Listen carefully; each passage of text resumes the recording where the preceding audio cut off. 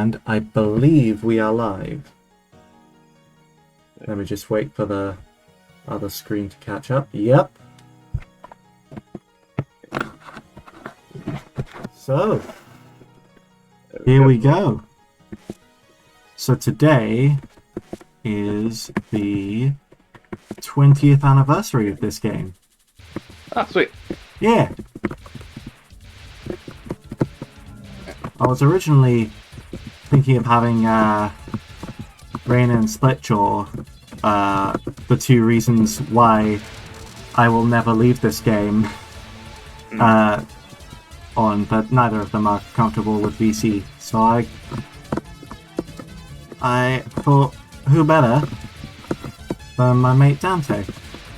Hey. So yeah, other than the heat wave, how's it been going? Any? Pretty good. I think I've might have a job. Oh. Yeah, because I was invited for an induction for one of the things I applied to. It's tomorrow. Well, that's really cool.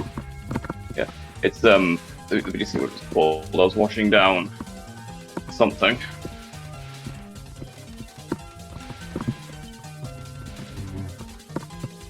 There we go.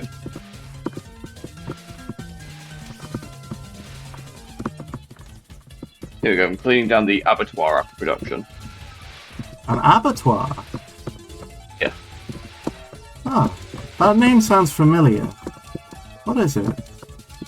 Well, for starters, it's not Abattoir the Last Ev vendor. Oops, hold on. Oh no. Oh no. I flubbed the... Ah. Okay, everything's fine. Yeah. That's a slaughterhouse. Oh! Yeah. Oh. Yeah. They're probably just going to be going in and just power hosing the walls. Hmm. It won't smell very nice, but it'll get me enough money to get me back on my feet. Yes, I know Daniel went live. I'm watching it. What? Oh wow! I just did a perfect dodge out of a death. There's a tiny half-second window where if you use a special attack or a bomb after getting hit, you won't die. But it also means that the next time you get hit, the window is even smaller. Right.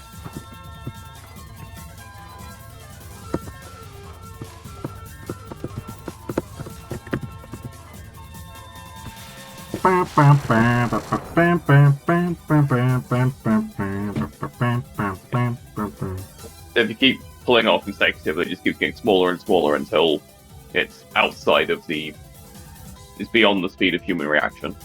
Yeah, I'm sure a computer could do it, but I am not a computer. I am an imperfect human. Yeah, the Mechanicus was right. I've been learning about frame rules recently, so I want to say something like, imagine that this bullet is not a bullet, but in fact a bus stop. But I don't think that really works. Yeah.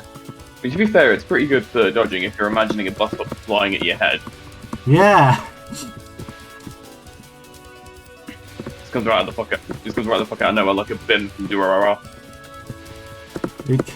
It comes out like the bus that hit Regina George, and like the bullet that just hit me, and I didn't. Yeah. And I wasn't careful because I was a little. Oh no! Oh no! This is a horrible start to the stream. Happy birthday, Touhou. Let me fail miserably. Okay. You know what? To be fair, that's a very good tribute to a lot of people that have played it. Yeah. Okay, here's the thing. I know I just died twice in a row. I'm not dying at all. I'm not dying at all. From now on. Okay. I'm gonna get through flawlessly. And I am as confident in that as I am confident that I will receive no comeuppance for saying so. Yeah.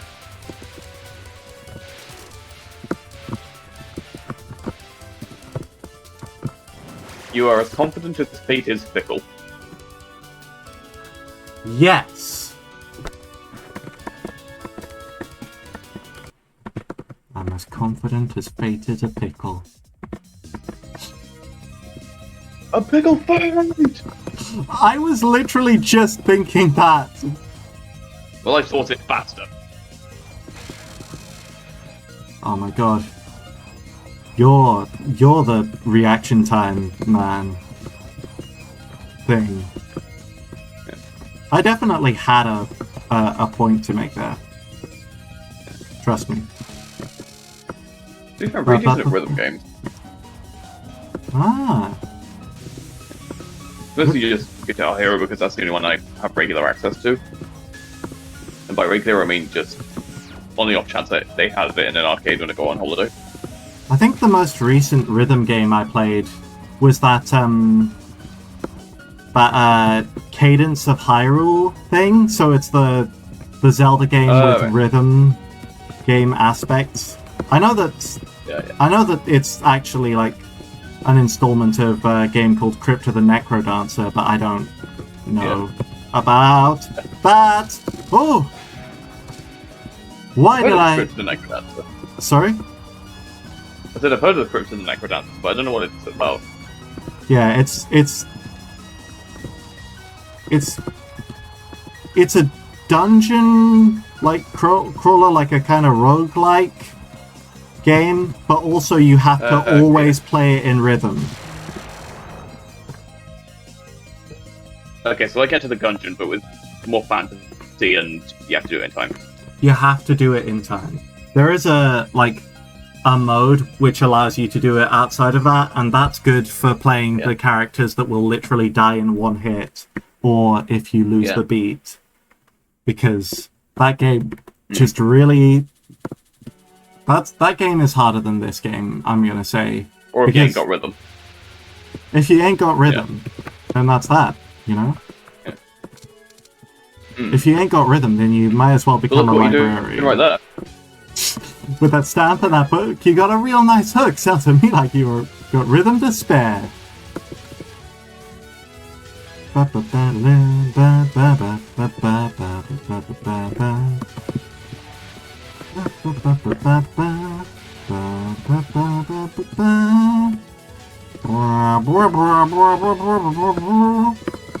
Oh. Come on. Let's rock.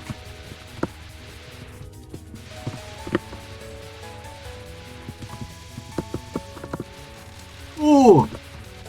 How was... Oh, okay.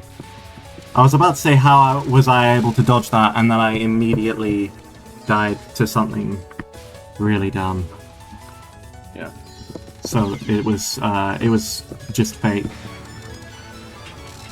You know fate? That guy? Yeah. Fickle. Which one are we talking? Stay Night? Are we talking Stay Night or Unlimited Blade Works? Oh, don't make me think about the Fate franchise. Yeah. It's so confusing. It melts people's brain at the mention of its name. I'm sure that it's a fine anime, it's just... Yeah. Very confusing. Yeah. Oh, piss. You know, I don't think this is the run. Nah.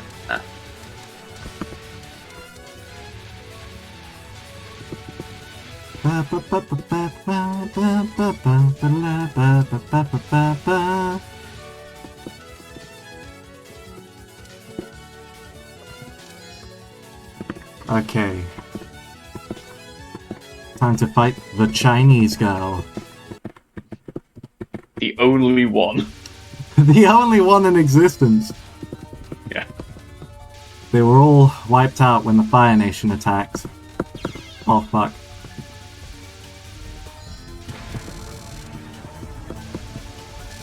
Because I think Avatar, all the different nations are based on like different Yeah. I areas know. of Asia. So like, I think the Earth Kingdom is like supposed to be Chinese influenced. I know that like. Yeah, the Earth Kingdom is China. The Fire Kingdom is Japan. Water, I think, is Inuit. Inuit, yeah. And then the Air King, the Air Nomads are the Nomads. So. Yeah, they're based a lot on Tibetan monks. Yeah, that's it.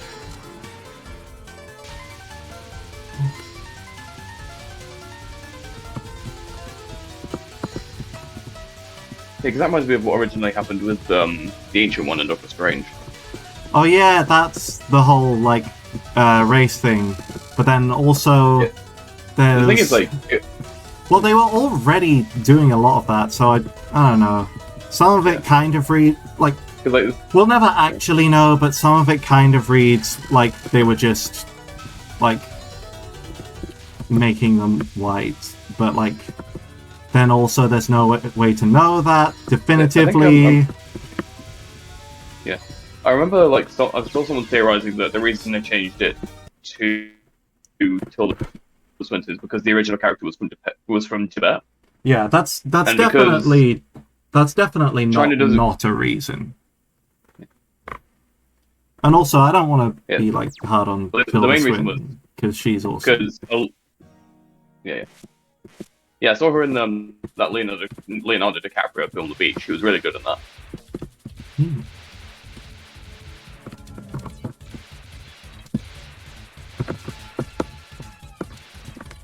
Yeah, like, I think someone theorized that the reason they changed it was because since a massive chunk of Disney's income comes from China. Yeah, and they have pretty China like... doesn't. Yeah, China does not like Tibet. Yeah. The government certainly doesn't. Yeah. Like, yeah,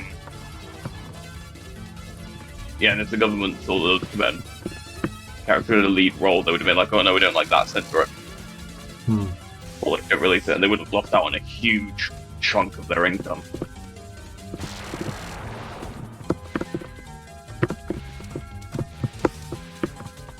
So they were like, no, give it to Tilda Swinton. Yeah. And in fairness, she plays the role wonderfully. Yeah, she's really good. Like, it's not Tilda Swinton's fault, it's Disney's fault. Yeah.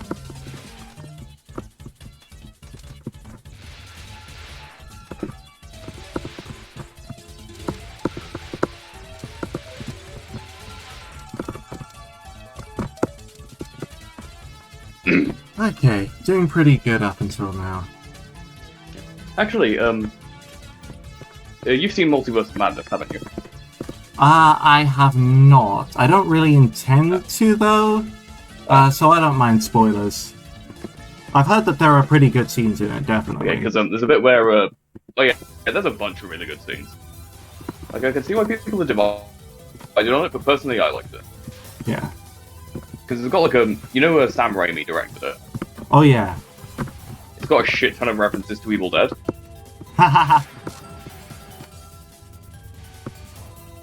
Like, because that was like a big thing around it, was that like Sam Raimi was doing a lot of horror stuff. I think that's wonderful. I think the only non-horror thing he's done is Spider-Man. Because there was a bit where basically Scarlet Witch is the villain. Yeah. And there's a bit where she's like using reflections to try and attack them.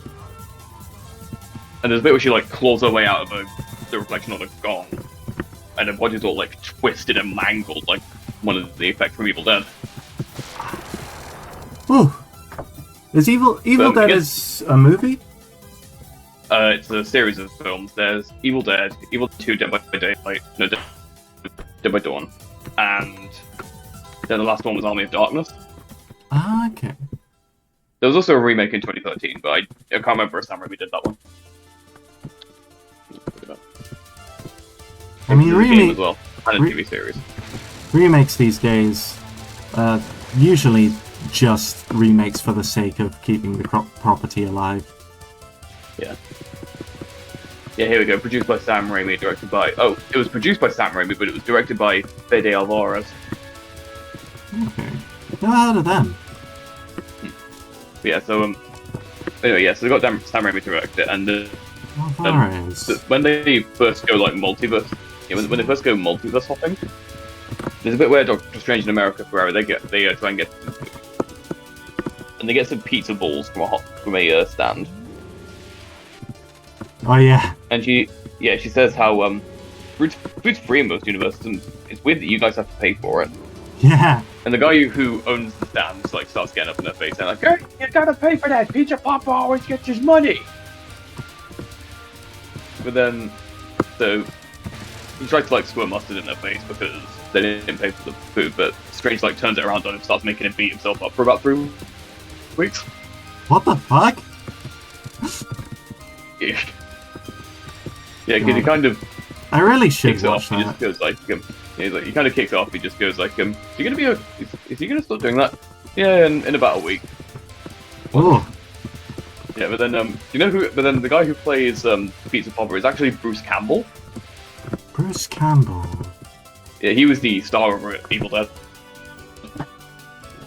Oh, okay. Yeah, he's the one that played Ash. Because him and Sam Raimi are really close, so he appears in most of his films. It's like a cameo. Actually, I'm going to see if he was Spider-Man.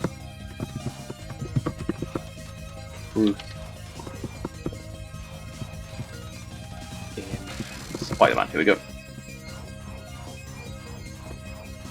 Yeah, he was. He was in the first Spider-Man film. He was. He's the one that gives Spider-Man his name. Oh, that's cool. Oh, yeah, like when he goes, he's like, "What's your name, kid?" The human spider. Human spider. That's all you got. The amazing Spider-Man. We got my name wrong. Okay. Yeah, he was also in Spider-Man 3. He was the maitre d'. Not so. Oh no, he was the maitre d' in Spider-Man 3, and then he was the snooty usher in Spider-Man 2 from when Spider-Man misses the Mrs. Mary Jane's show. Okay. So yeah, he was in all 3 Spider-Man films. How the hell did I not recognize him? Because I watched all 3 Spider-Man films recently. Actually, I didn't watch 3, I watched 1 and 2, because... Like, well... I hear people have 3 is a said bit of, like... It's a packed show. Yeah. Like... Oh, fuck! Everyone said it was shit for quite a while, but then, like, I think what happened was eventually Bruce Campbell just realised, like, yeah, nobody's taking these films seriously anymore, we're going full cartoon. That's pretty fun. Yeah. Like, it's fun. I think the reason people hated it was because it was different. Although it is crowded, because Sandman was supposed to be the original villain. But then they also forced him to cram in New Goblin and Venom.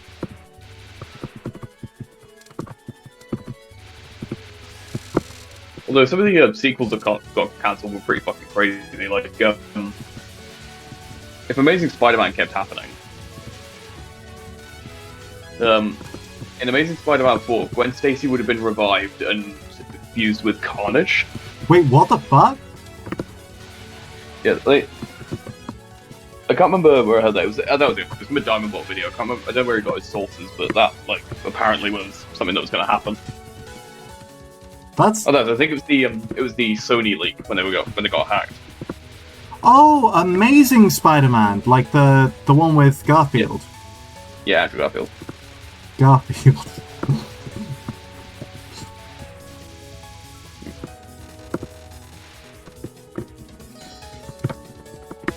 Okay. This is a pretty good run. Don't you want your lasagna, Garfield? I was too busy being Spider-Cat all night, John. Give me a rest. You know how I hate Mondays. It's always Green Goblin on Mondays. I have to be so careful. Be frame perfect. Ah, oh, piss. Okay. Haven't done too badly up till this point.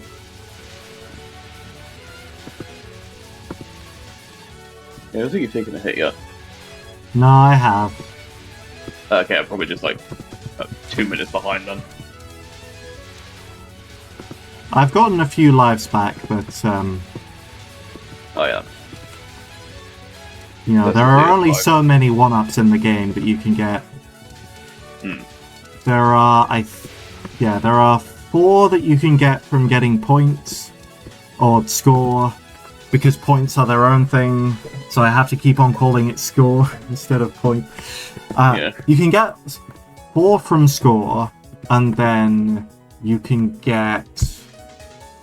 There's a 1-up in this level, and then there's a 1-up in level 5, and I think that's it. So 6 1-ups in total. Yeah. And I mean, if you're doing the whole run, and especially if you're doing a 1cc, you're inevitably going to get all of the point-based 1-ups. Yeah.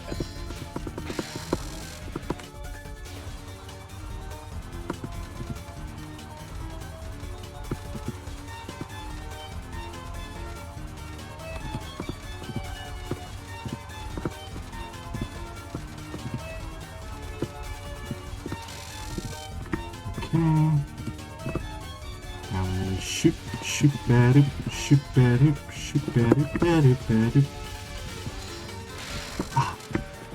And there we go. The only Chinese girl we meet again.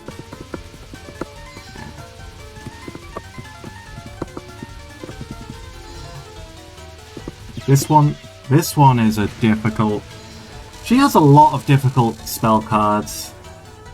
She's like where most of my deaths are coming from nowadays. Well, that and Patchouli. Well, yeah. She's not so much the run keeler. She's the run Killua. Killua from Hunter x Hunter. Yeah. I tried to watch that. I tried to watch that, but the first episode was just like really unengaging. And it does get better after that. I know it gets better. But I can't, like... Yeah, okay. Honestly, like, I kind of stopped I stopped watching after it got taken off of Netflix, and I couldn't remember where it got up to, but I got up to, the bit where, Kurapika first went into the Phantom Troop. Oh, okay, yeah, because he has, a whole deal with them. Yeah, he has a vendetta against them. Yeah, because they killed his family, right? Yeah, they killed his tribe.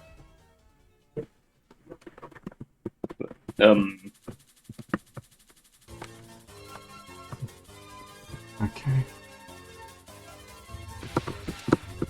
Yeah. The reason I got into Hunter x Hunter in the first place is just because I heard the ending theme somewhere and thought it was a good song.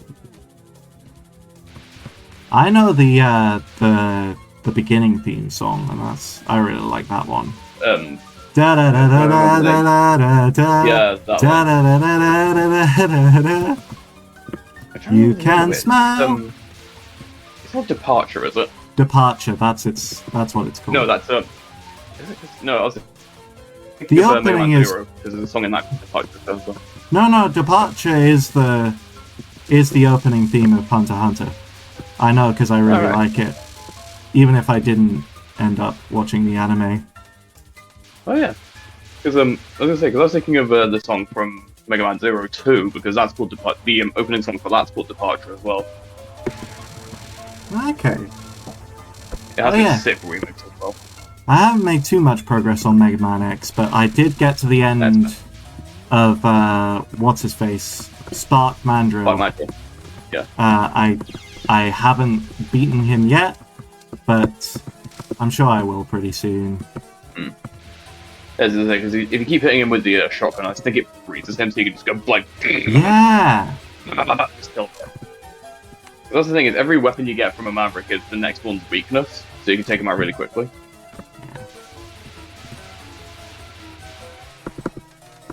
Because I'm trying to remember which Mavericks were in the original one. There's Chill Penguin, Spark Mandrill, Storm Eagle. There's an Armadillo one, I can't remember his name.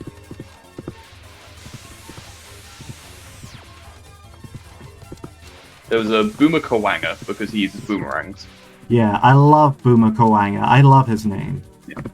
Yeah, okay, Boomer Kawanga. Okay, Boomer Kawanga. Okay, I'm gonna look this up actually, hang on. Oh, piss. Okay, I'm not doing that badly, but I am doing worse than I would like. Armored Armadillo, that's what I was thinking of. Armored Armadillo. Yeah, here we go, there's, yeah, Chill Penguin, Storm Eagle, Boomer Kawanga, Spark Magdal, Stink Chameleon, Flame Mammoth, and Launch Octopus.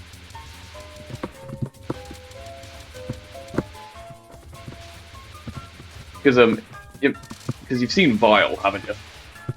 I have Yeah, seen him. Yeah, he does look like Boba Fett, doesn't he? He does. I won't say he doesn't. Let me show you what he's like in Mega Man X8, because Yes. he's repainted himself green there, so he looks even more like Boba Fett. I like purple. Why did he have to change it? Maybe Capcom was just like, I mean, everyone already knows he looks like Boba Fett, but we might as well just not hide it anymore. Okay, but like, I think That's basically what... that him being purple that's basically what he is. makes him look cooler than Boba Fett. I love... Because that's the thing, is like, Boba Fett's not the only one with that helmet, it's every Mandalorian. Yeah. And also, I'm pretty sure that that's just like a helmet. I know that it's become synonymous with Mandalorians, but like... Mandalorians aren't even like a real thing. I said what I said. Yeah. They don't exist in our world. I read a lot of fiction. Why? It's not real. Yeah, I never understood that, because like, I used to get bullied for that. Like, I remember specifically in French class, the people I was sat next to for a while, they was like, why do you watch those things? They're not real. Like, yeah, that's the point. Like, I want to read something that's not real. I haven't even that like... is real. It's kind of shit. Yeah, that's actually fair. I do love things like documentaries and like all that, but like, yeah, I flat out do not understand someone. Like, I guess I've just never really encountered people like that in the first place. But like, oh, this is a bad. I walked right into that death. Remember, after that conversation, I asked to be moved, and I'd already been moved before in the class, and the teacher just put her head in her hands and went, I don't know what I'm going to do with you, Daniel. Like, I've already moved you so many times. Like, that was only the second time I've been moved, and both times you put me next to Dick. Cats. Like, if the problem is everyone's a dickhead, teach them not to be dickheads. Yeah. Dun, dun, dun, dun.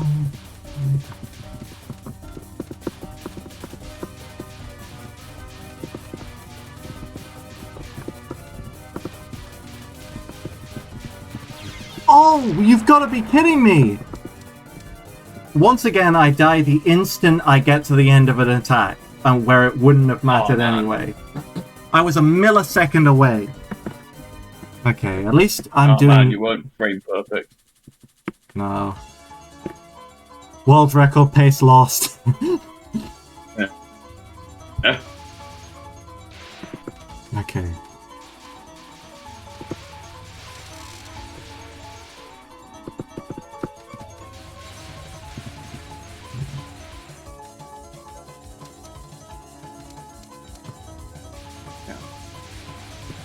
After talking about Megaman X5 last time, I meant to look up who was the villain in that before Sigma inevitably took over. Boss mixes, here we go. Because obviously you're gonna fight him, and then Sigma's gonna come out of nowhere like, hello, it's me again. Actually, that's another thing. In the Japanese version of X5, they change it. The Mavericks have different names. What's that? There's three. I don't think there's anyone else other than Sigma, because you do fight against Zero if you're playing as X, and vice versa if you're playing as Zero.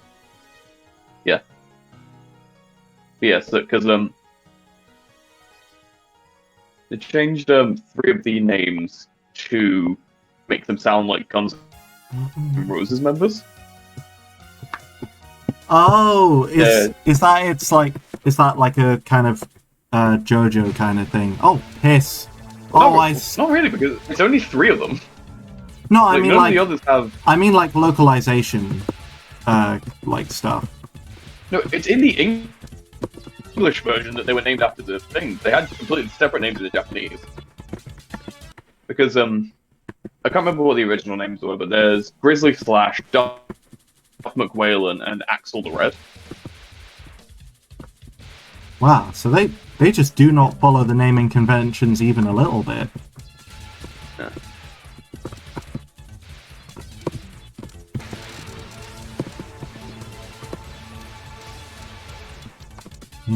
Yeah, well, honestly, although if you are playing the X games, like all of them, I would say skip X6 and X7 because they're shit. Like, honestly, play X1 through X5, watch a playthrough of X6 and 7,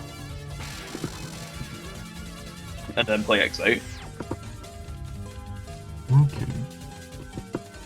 It's like, this guy called when like and he played X8 and whatever, when they like 3D. So, kind of complicated. Basically, X1 through X6 all used sprites.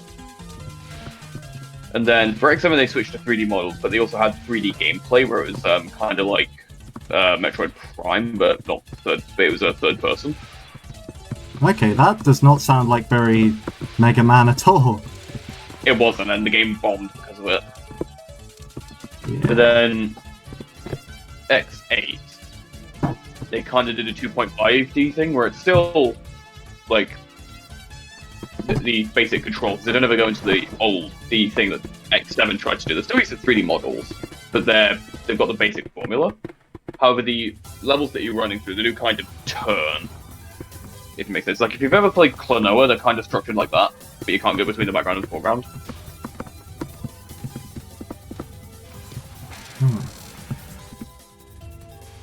Like I said, most of the time they're structured similarly to 1 through 6. But then sometimes, like in a Bamboo Pandemonium stage, like they do turn. Okay. Or like that's pretty fun. Like they do that as well. Yeah. Although, like, X8 has my favorite Maverick name because it's a Bamboo Pandemonium, and he's literally a giant panda. Oh, Pandemonium! I just got that. Yeah. That's really fun.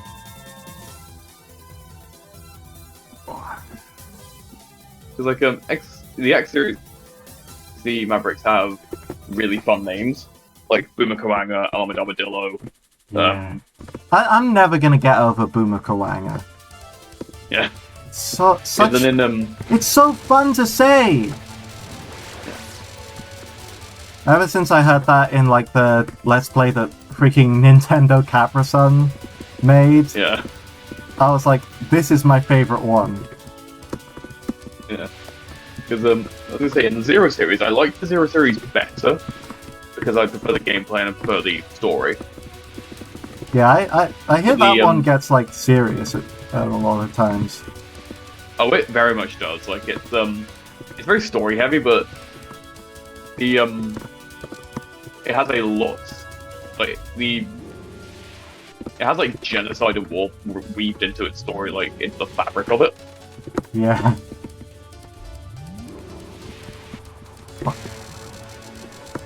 And also, got to dodge that properly. It has someone who, in my opinion, is the best Mega Man villain. Oh? Because I mean, he's only in 3 and 4, but he makes in that short time he makes such an impact because he's such a bastard. Sounds awesome. Yeah. Yeah, Zero series is really dark. Yeah, they don't like. That's one thing I don't like about the Zero series is they don't have fun names for their They don't have fun or memorable names for their Mavericks. Like the only two I can remember are Phoenix Magnian and Spiral Pegassian. Actually, I don't even know if Spiral Pegassian was in Mega Man Zero. It might have been in the X series.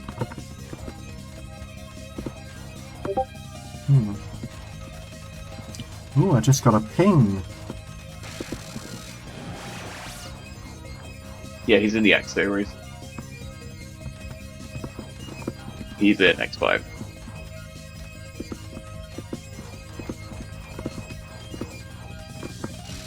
Yeah, he has two names. He's a Spiral Pegasus and Spiral Pegassian.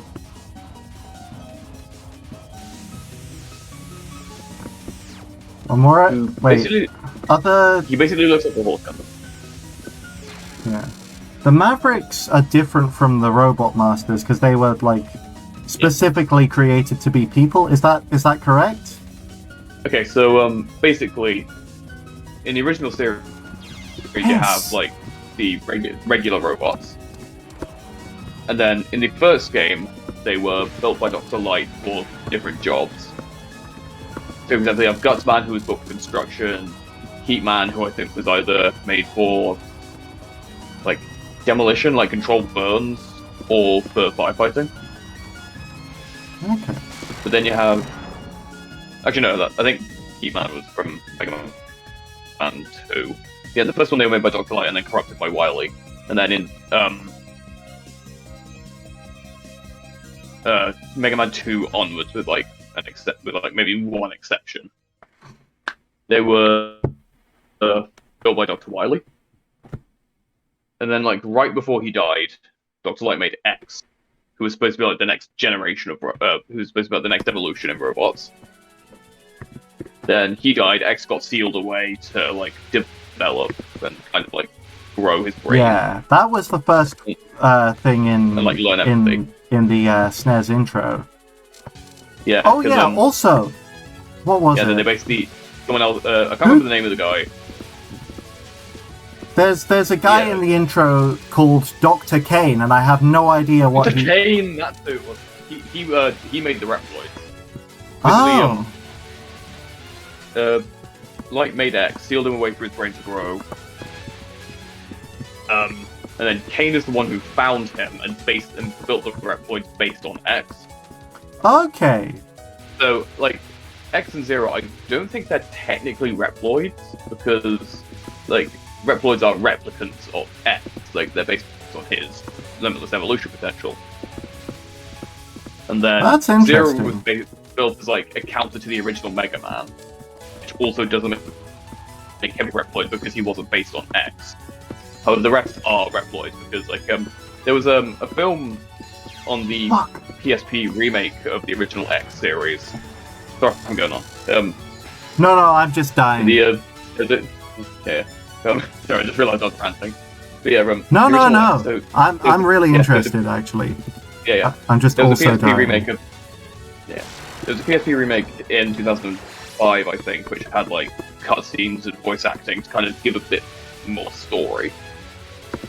And that had like a 15-20 minute animated short film to go with it, which explains what happened with X, where he came from, and how Sigma went rogue and started like the events of the story. Okay. Because like Sigma used to be the leader of Maverick Hunters before he went rogue, so that explains when he went rogue and what happened there. Yeah. So like, and what makes X and Reploids different from Mega Man? Because Mega Man's a person.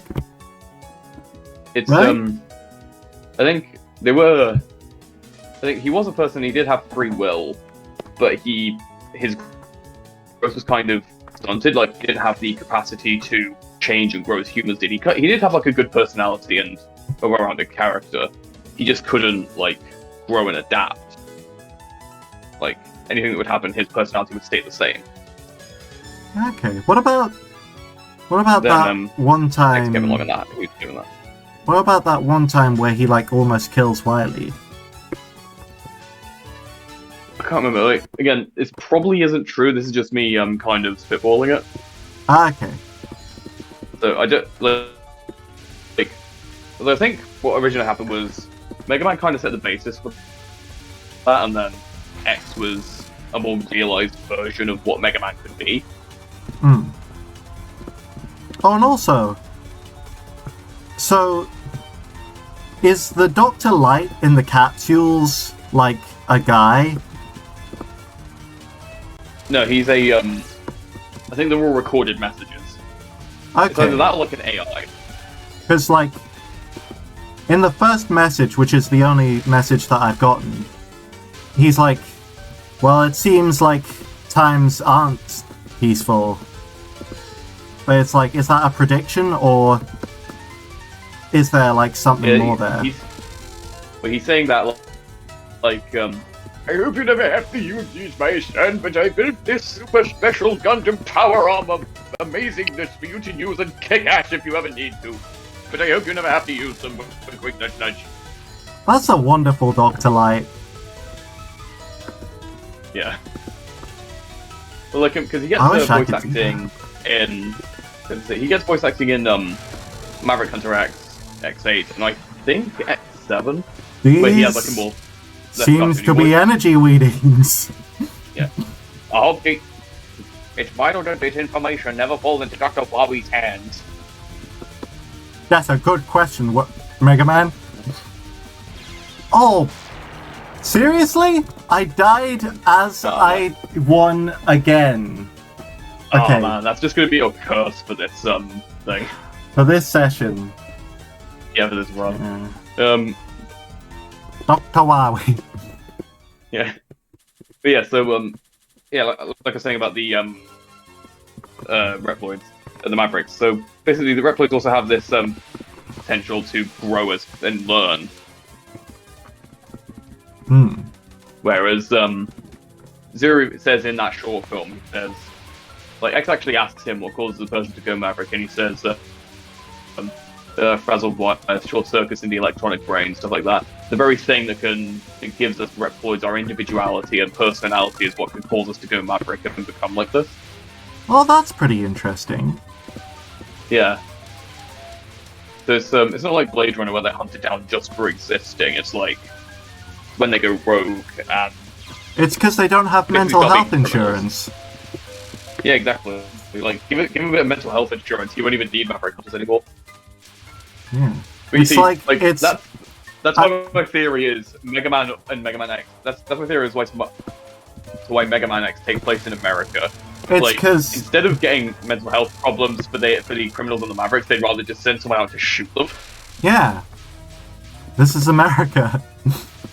Yeah, but like I mean, the real reason is that we need an excuse to fight enemies, and it just so happens to be that they're mentally handicapped. Well, I think mentally handicapped isn't this word. I think it's more criminally insane. I mean, isn't it the same difference? Because I think a mental handicap is something that you're... I think a mental handicap, are you born? Do you have to be born with it for it to be considered a handicap, or...? Oh, I didn't know there was like a... I don't know. Yeah, I'm not entirely sure. Okay. Sorry, I didn't realize that there was like... a huge there might difference. not be. I'm not an expert on this. No, neither am I. I should probably... I'm not an expert on this, so we should probably... You're just do some reading. Yeah, go read a go read a book. Why don't you go read a book? Go read a book or something, idiot. I can read very well, actually. Okay. Yeah,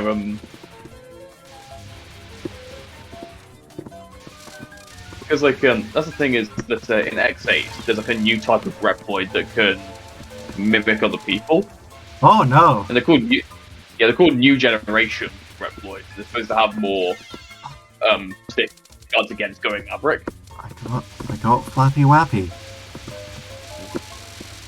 And pretty much every time you go into a fight with one of them, they say it's like oh, Lingus McCactus Face, why have you gone Maverick? Oh, we new generation Reploids can't go Maverick, bitch!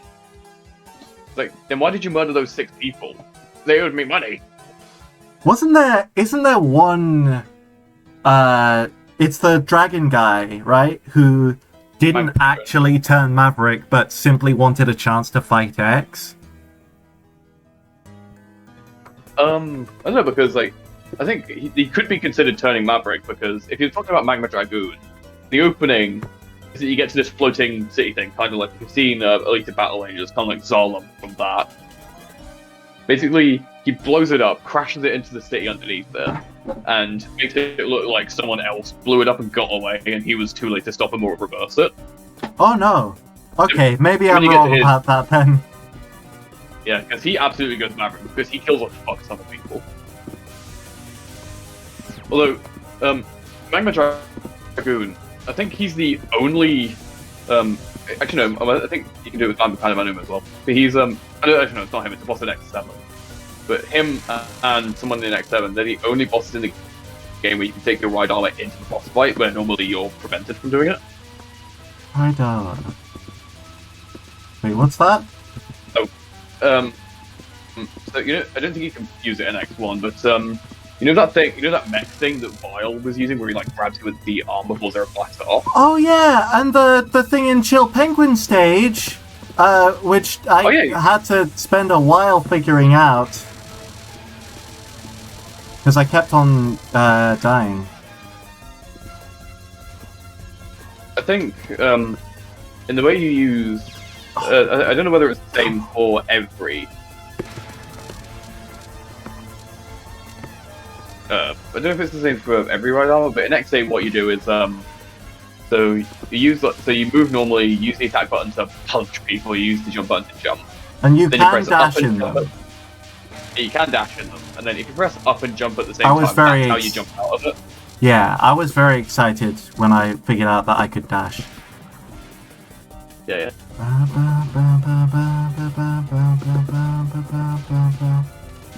Okay.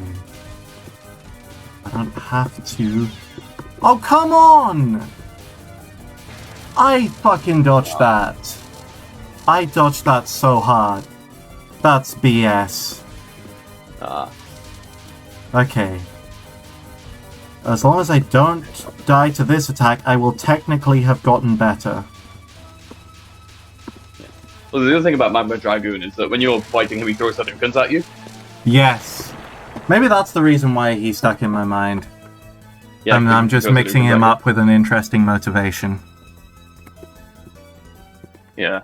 Because, saying there was a character that didn't actually turn Maverick and just wanted to fight X, or because he turned Maverick because he wanted to fight X. That does sound familiar. I think it might have been the X Hunters from X2. Hang on. I think now that I'm thinking about it, I think it was... Yeah, it was either something in X2 or in X, the one where Iris dies. Yeah, X4. X4. Because, yeah, X4 is the only game that Iris appears in. Yeah. I'm still not over that. Piss. I was doing so well. Okay. Because I typed, is there a Mega Man X boss that wants to fight X? And it just says, Boomer Kawanga is probably the hardest boss in the game because he's incredibly fast and goes invisible. That's not the question. Yeah, exactly.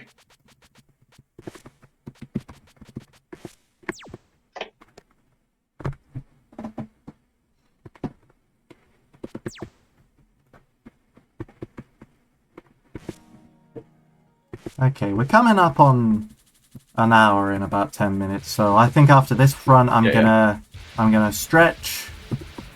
Yeah, I might need to go and get the wash again. Oh yeah. Yeah, you can. It's been about an hour. You can do that any time you like. Yeah, I'll probably just wait until the break because that'll definitely be dry. But yeah, although I said earlier watch a playthrough of X7, X6, and 7. Don't actually play them. Yeah. If you do that, when you get to Flame High boss, turn the sound off for the love of God. Oh. Is it like shitty music? Oh, come on! He never shuts the fuck up, and has the most annoying voice I've ever heard. Oh, voice acting? Has Mega Man done voice acting good then? Yeah, X8, I mean... I was gonna say, X8 has brilliant voice acting. X7 is kind of hit and miss, because Axel has a really fucking annoying voice as well. Yeah. Who is Axel? Do you mind me... Because she only appears in later games, right? Yeah, he debuts in X7. Oh shit! He's a main character in X8. Gets his... For some reason I thought he was a woman. Punched in at the end of the game. Nah. Why did I think that? He sounds like one in X7. Okay. Like, the first time he speaks, he says like, I guess you've heard of Red Alert. He sounds like a 10-year-old trying to sound much older than they are.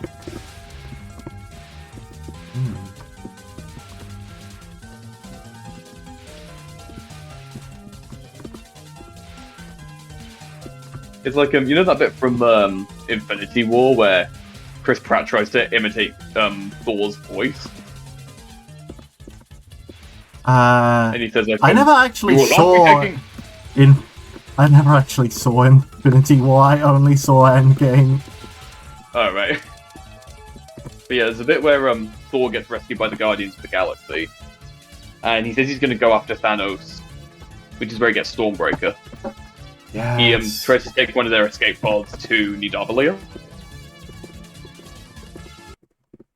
And when he says he's going to do that, Chris Pratt says, "No, you will not! You will not be taking our pod today, sir."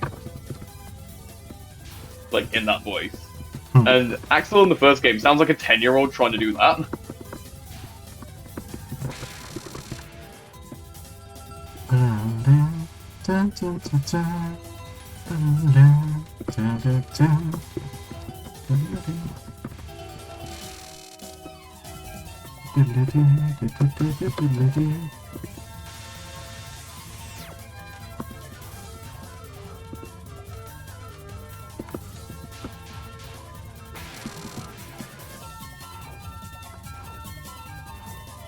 Let's see.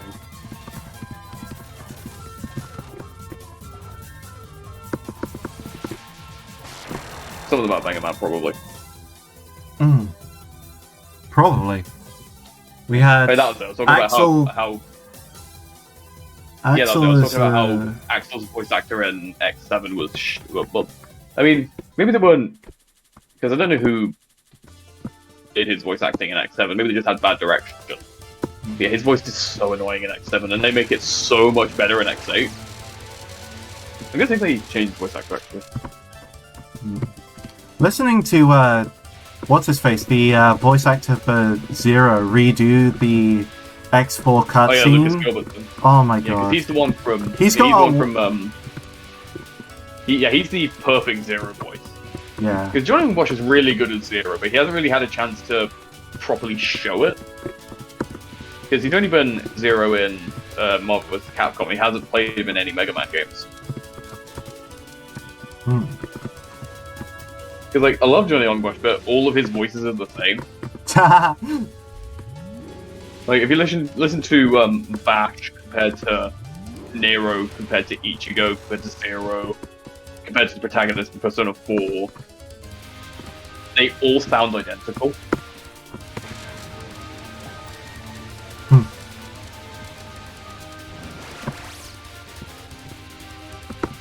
Yeah, here we go. Behind the voice actor, here we go.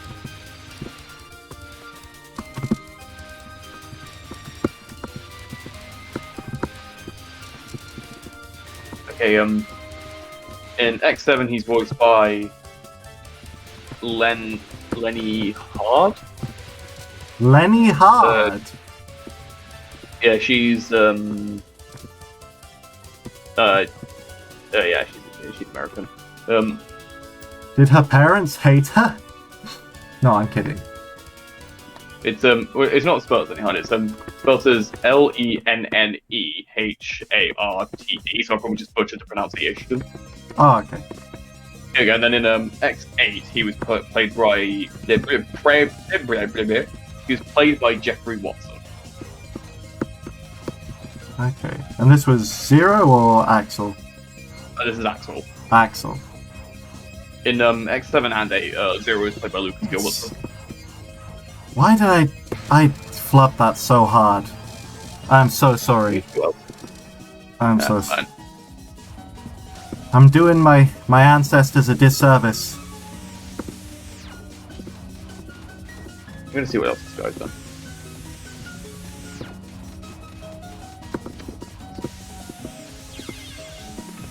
Okay, this isn't the run. I'm making a lot of dumb mistakes. And sometimes the controls are sliding. But it's mainly just dumb mistakes.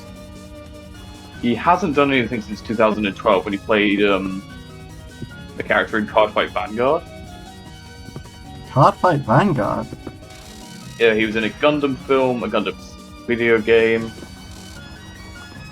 Something called Mysteries of Faluda. He played a Catboy in Full Moon Sagashite. Love that. There you go. He was in Mobile Suit Zeta Gundam, Myotome, Mega Man Battle Network. He also played X-Wing Command Mission. He was Dende in Dragon Ball GT. Oh! That's fun. Yeah. I like that little guy. And then in the original 1995 Dragon Ball, he played Team Goku. Okay. Wait, really? Yeah, because I don't think that was the Funimation dub. It might have been someone else. Oh, okay. Although Mega Man, I can't remember whether it was all the games or whether it was just 3 and 4. They're the only ones I've seen. But they had actual voice acting. Like it wasn't in the actual games, but they had someone film like game play of it, and they had actual Japanese voice actors to dub it all. I think I might have told you about that because is that a real time dub? No, it's not real time. It's rehearsed because it's all serious. Oh no! Well, no, but it's in real time, right? It's live, even if it's rehearsed. I think it was. I think it was all. I don't think it was actually rehearsed. I think it was just recorded as they would if they would have put it in the game to begin with.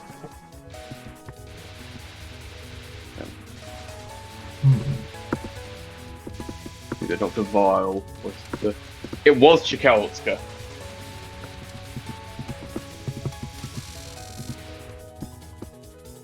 Here we go.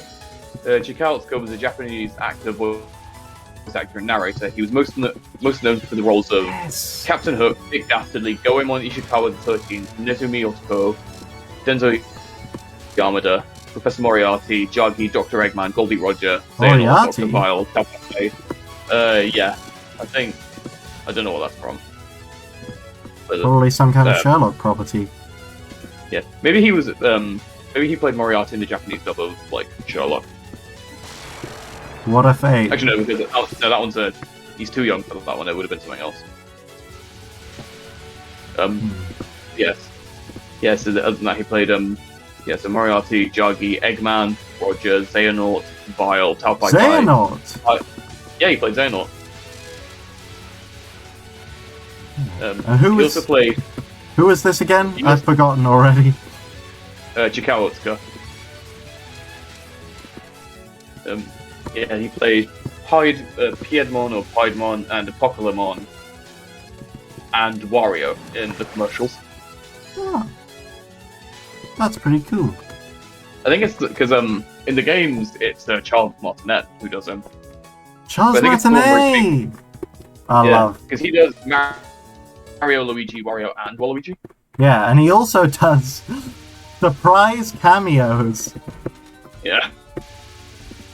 God, I'm still mad.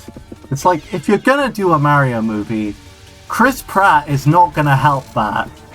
Exactly. Like, Nintendo, they're a great company, but they haven't been known for the best decision-making. Yeah. I mean, they don't even have, like, a strong union presence. But I mean, no AAA company has that at the moment. If there was like a strong union presence, I would probably want to just work in games. But as it stands, I really can't afford to do that. And I know that like most art jobs take advantage of artists, and I know that like I would be very susceptible to that because I am very. It's easy for me to just lose myself in work. So it's like, well, I guess I'm just gonna be an accountant. Mm-hmm. Speaking of which, I made a lot of progress on that today. It was fun. Nice. Trying to figure out what's technically debit and what's technically credit. Yeah. And then. Yeah. So like here we go. We've got these are so. Come on. Bad pattern. This is why I don't like the names in Mega Man 0 compared to X, because they're not memorable at all. There's Poplica Petri, Minor Magnus, Tech Kraken, Nobleman Drago, Fenry Luna Edge, Heat Genblem, Pegasolter Eclair, and Soul Titanium. Yeah, There's also this, I don't know what any of those guys like. Soul Titanium sounds like the most interesting. Yeah, and it's I think it's a butterfly. Well, I think it was in Mega Man X, not X, but 03. One of the bosses just straight up looks like Renamon.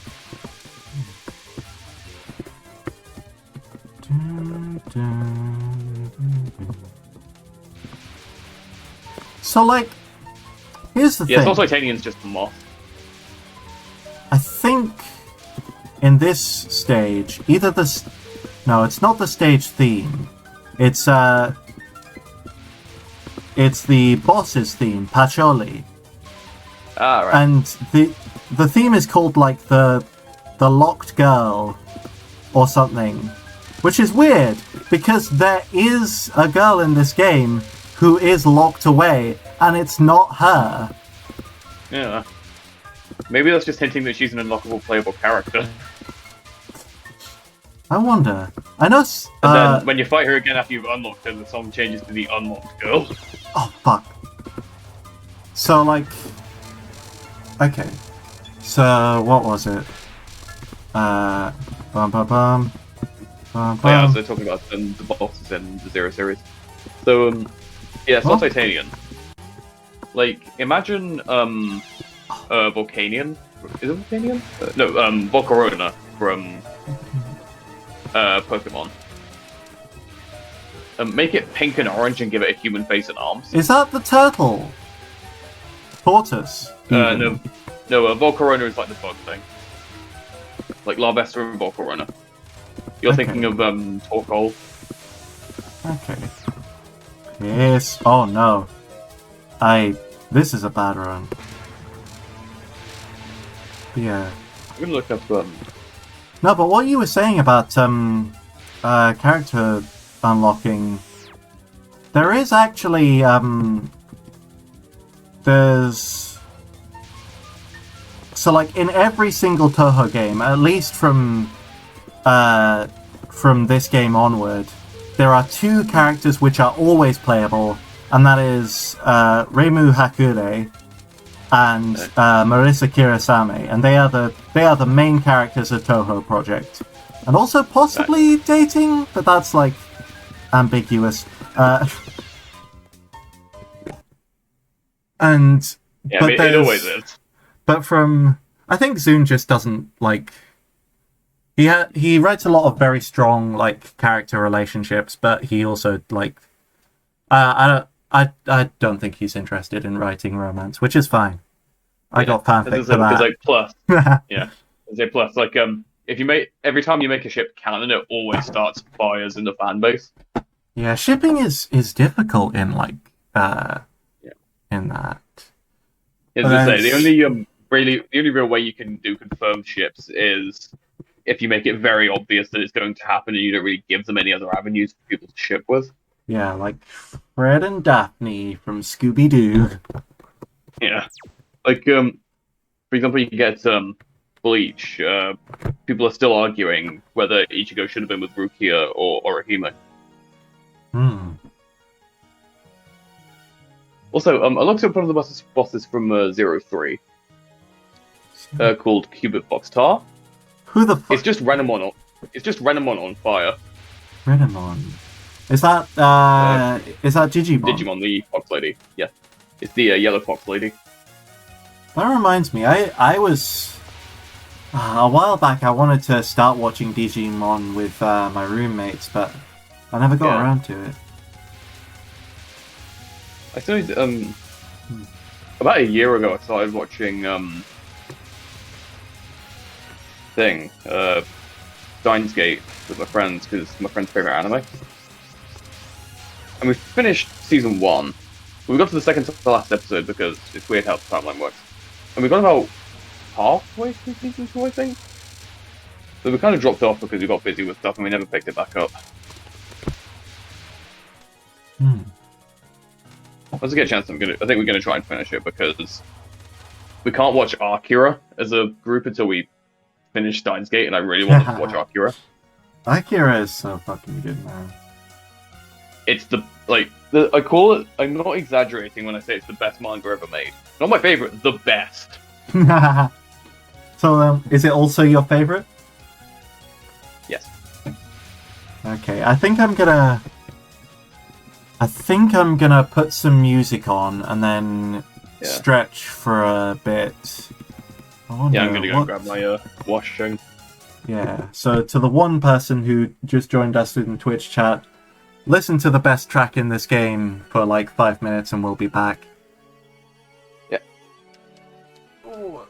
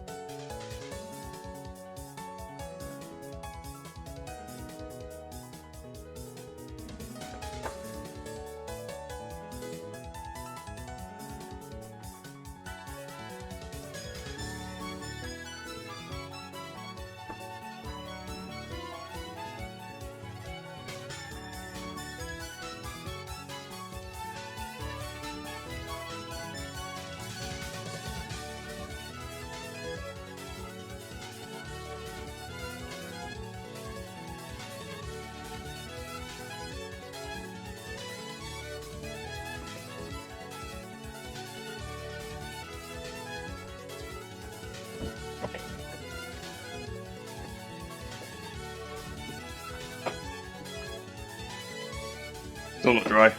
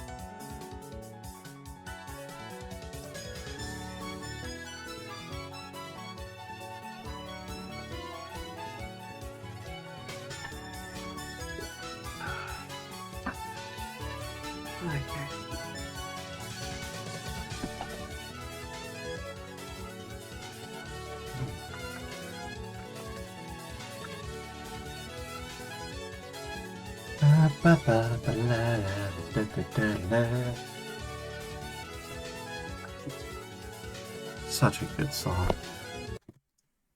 Mm. Oh, hi. Hello there. You're here already. Oh yeah, my washing wasn't dry yet for some reason, so I'm gonna leave it out there for a bit longer. I mean, it takes a while for washing to dry, doesn't it? I was gonna say it's really hot. It was really hot though, so I thought it would have dried out by now, but guess not. Yeah. I think it might have cooled off a bit though. Yeah. I don't think I'm gonna make huge progress with Lunatic mode today. But it is the anniversary of this game, so I think I'm gonna try doing a 1cc on normal, and I'm gonna show you what like one of the good endings looks like. Ah, fair enough.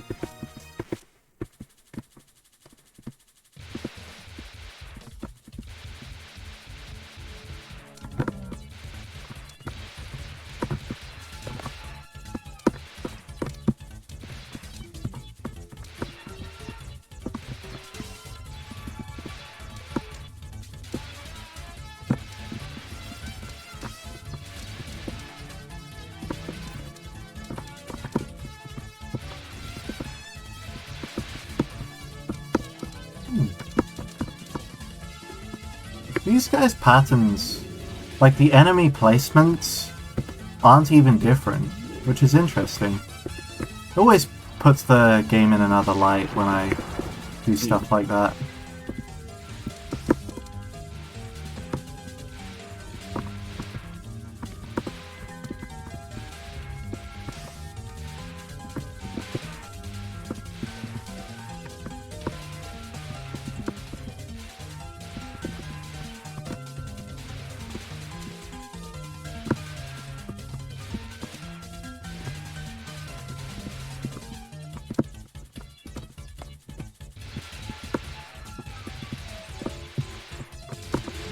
I actually tried to cosplay Megaman Zero once. I still got the helmet from it.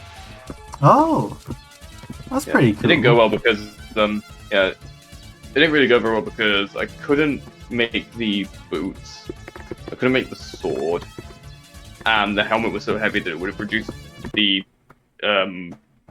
my height by a couple feet if I wore it all day. Oh no! Yeah, because what we did was hollow it out, make it into one of those elephant skulls. Yeah. Well, the thing is, what we did was we got like a motorcycle helmet, hollowed it out, cut the like shape it had to be, put got like bits of plastic as a frame, then used fiberglass to get the shape, bit of drywall filler to kind of make it smoother and not make it easier to smooth out, which works. Like the helmet looks pretty good for a first attempt, but it weighs 1,000,000 tons because of all the fiberglass.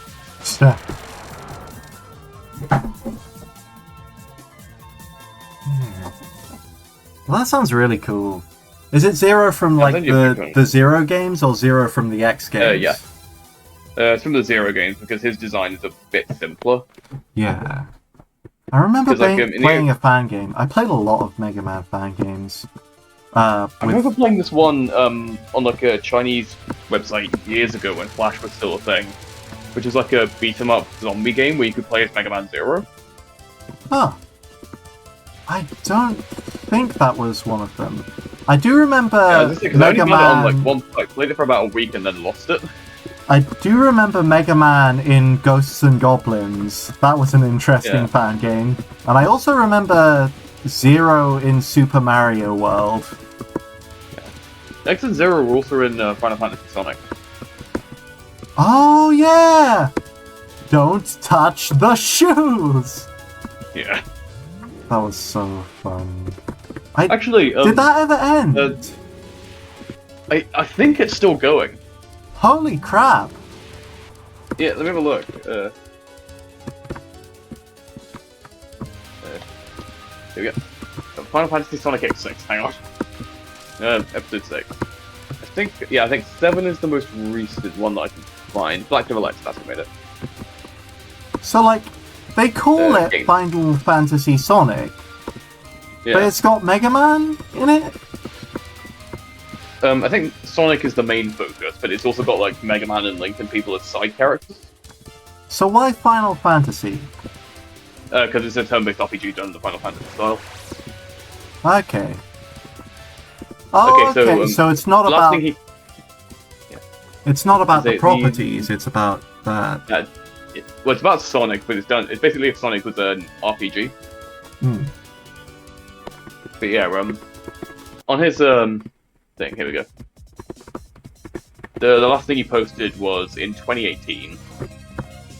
He has an intro for episode 7, 10 years after the release of Final Fantasy Sonic X6.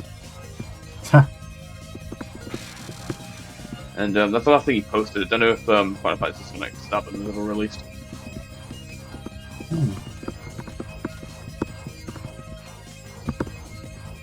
God, I hate this attack. I'm glad that this attack doesn't show up in Lunatic mode, but I hate it so much. Well, also, did you see that Sonic Omens released that fan game? Oh, I'd heard about that. Yeah. Is that They released. I think they used to have pretty bad lip syncing. Did they fix that? I'm not sure because all I know about the newest release is that it's edgy as fuck. So, do you mind me spoiling it? Not at all. Yeah, because there's no one here. So Nobody's here. there's a line where Sonic says, "Consider this your bad omen." Haha. In Shadow's storyline, the ghost of Maria is a boss. God hallucinate. damn it! What? And it gets weirder. So Chris Thorndike is a character like at age 20, and he looks like Sora from Kingdom Hearts. I mean, he already looked like Sora from No, Kingdom as in Hearts. his character model looks almost identical to Sora. Okay.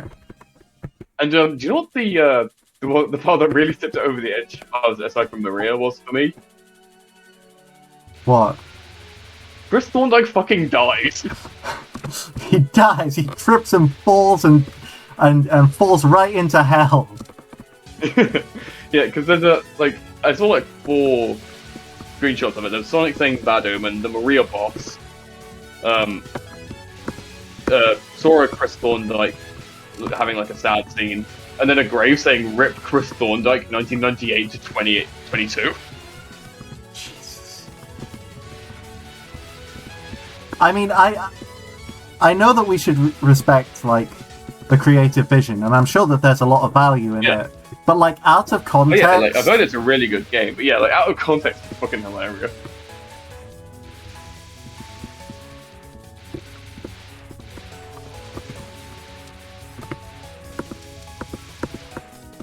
Like, that's the thing with Sonic Omens, is like, I haven't seen anyone talking about whether it's good or bad.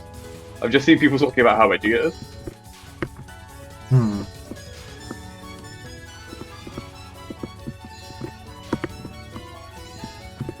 I mean, I guess all press is good press, but like...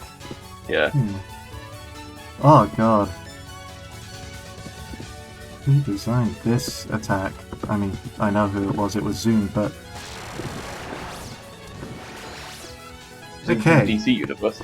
No, Zune. Zune. Z-U-N. The creator of Touhou Project. Oh, I thought you said Zoom. It's Zoom, the Flash villain. Yeah. So like... Yeah, so, What's the deal with, like, him and Reverse Flash were the same character in the comics, but then in the CW show, it changed. yeah, I was gonna say, I've only seen the CW show. I think that, like, if they're, like, similar people in the comics, I really like what the show did with him. I know that there's a lot of problems with the show, but, like, I love the show. Yeah. Especially the CGI in the later seasons. They just ran out of budget.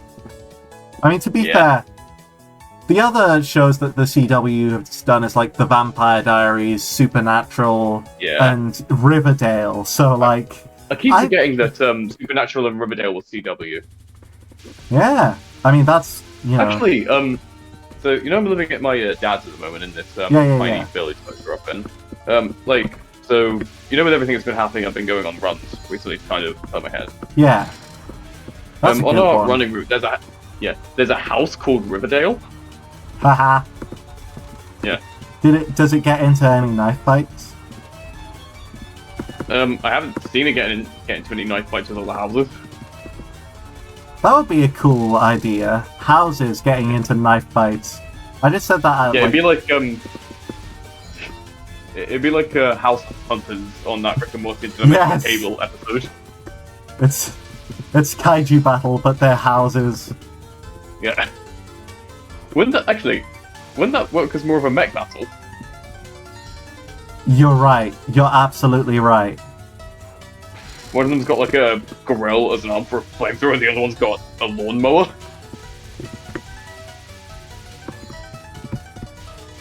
And one of them has like the garden shed as a Swiss Army knife. Yes.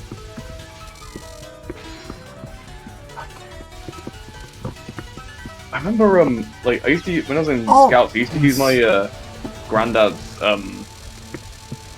Swiss Army knife. Yeah, for, like, survivalism and stuff. But, the thing is, it was, like, 60 years old, and he'd never sharpened it. So, by the time I got it sharpened, like, at the camp, the blade was just a piece of shit. Oh. Because it took, like, all of my 11-year-old effort to make a nick when we were whittling stuff. And I borrowed, like, someone else's knife once. And it was so much easier. Hmm. I think that might have been at the camp where I got my hand sliced open.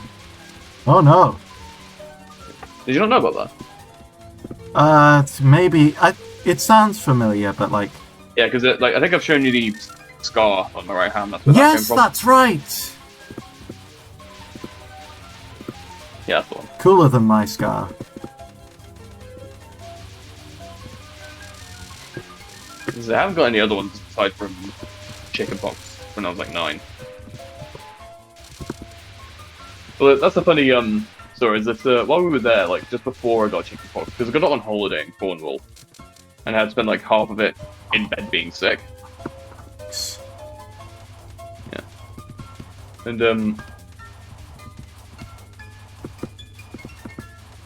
yeah, I had to spend half of that holiday in bed being sick before I got ill. We went to a game shop there, and I found this game that I'd been wanting for ages because I'd seen a bunch of videos of it on YouTube, like A and B's.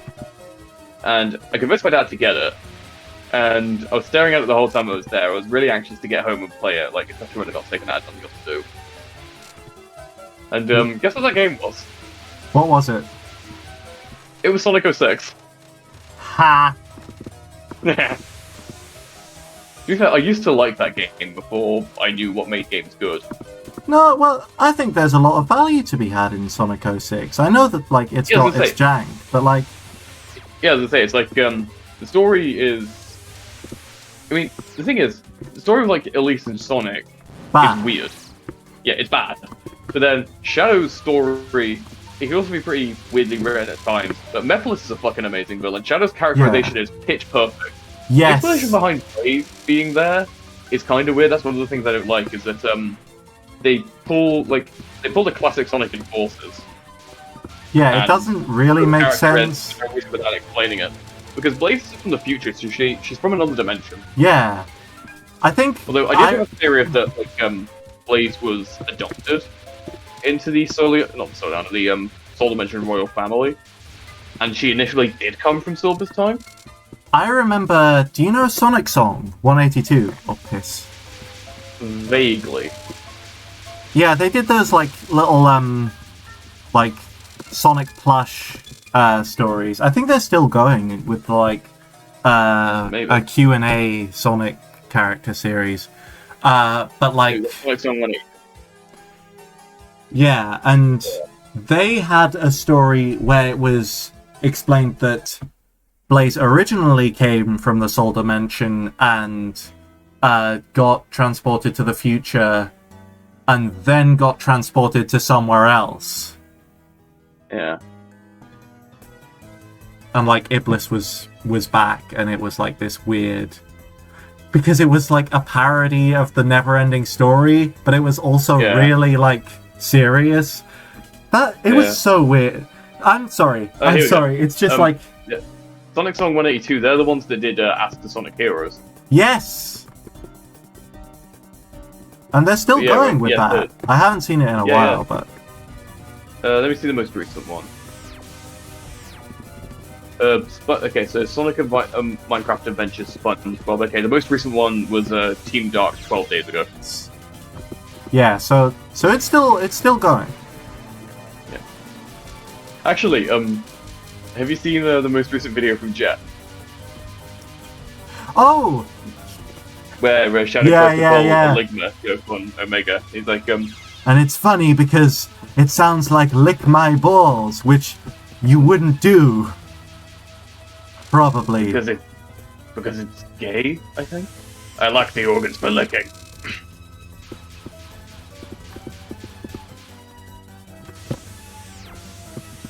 Comprehension failed. Install to download humor protocols, insert the correct CDs. What CDs? CDs nerds!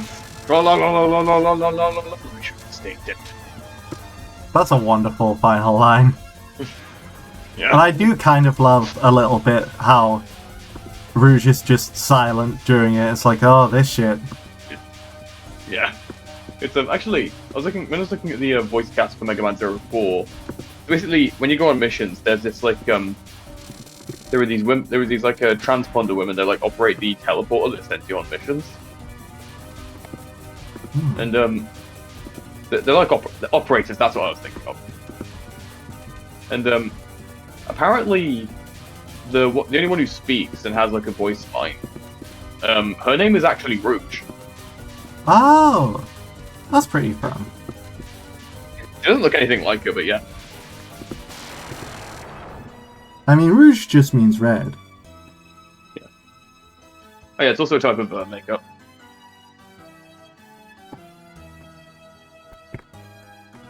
Ooh.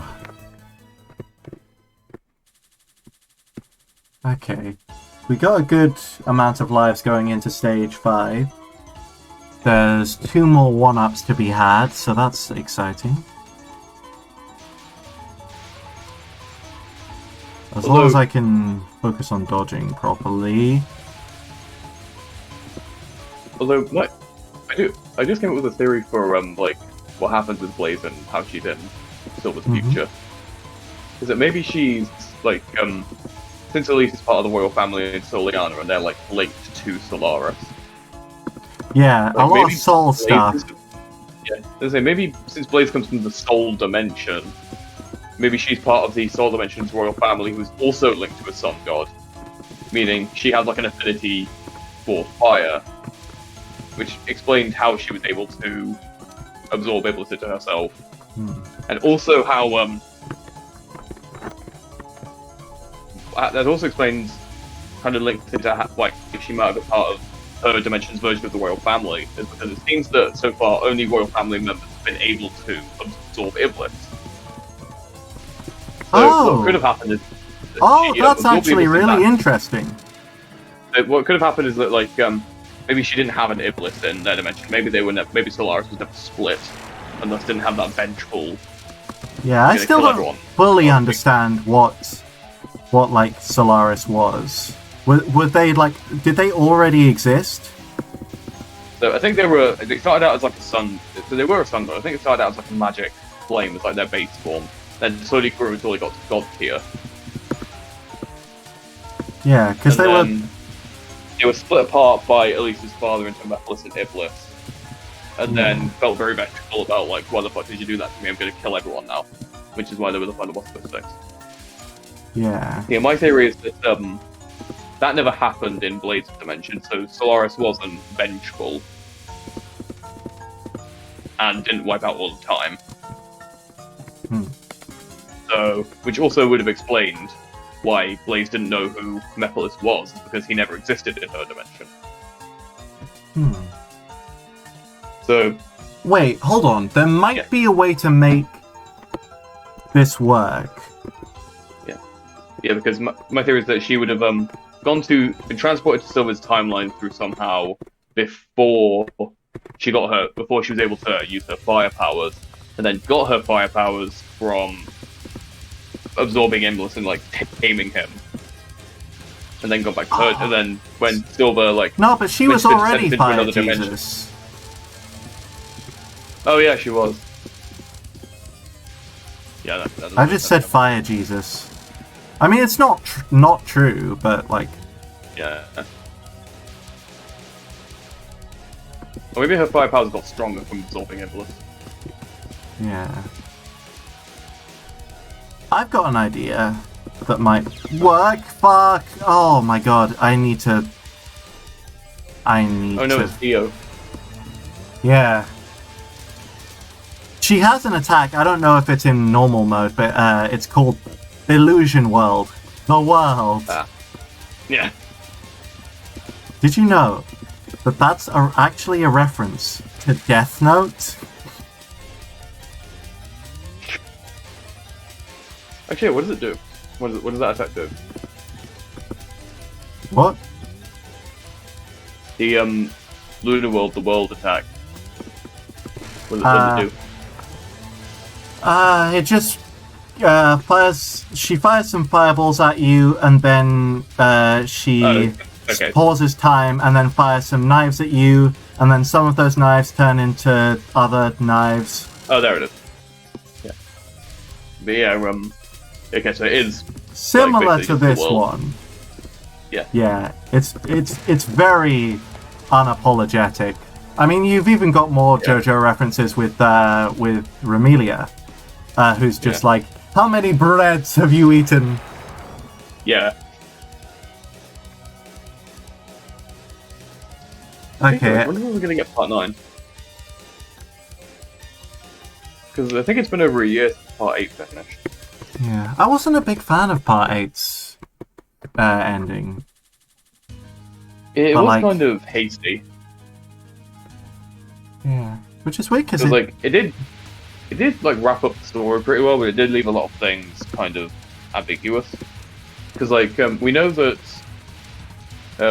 just spoilers for anyone who might be watching, but so we know like what happened to the Rokaka car. We know that Toru was the main villain. We know that Norisuke is alive and Jobin is dead. But we don't really know anything else. Like, like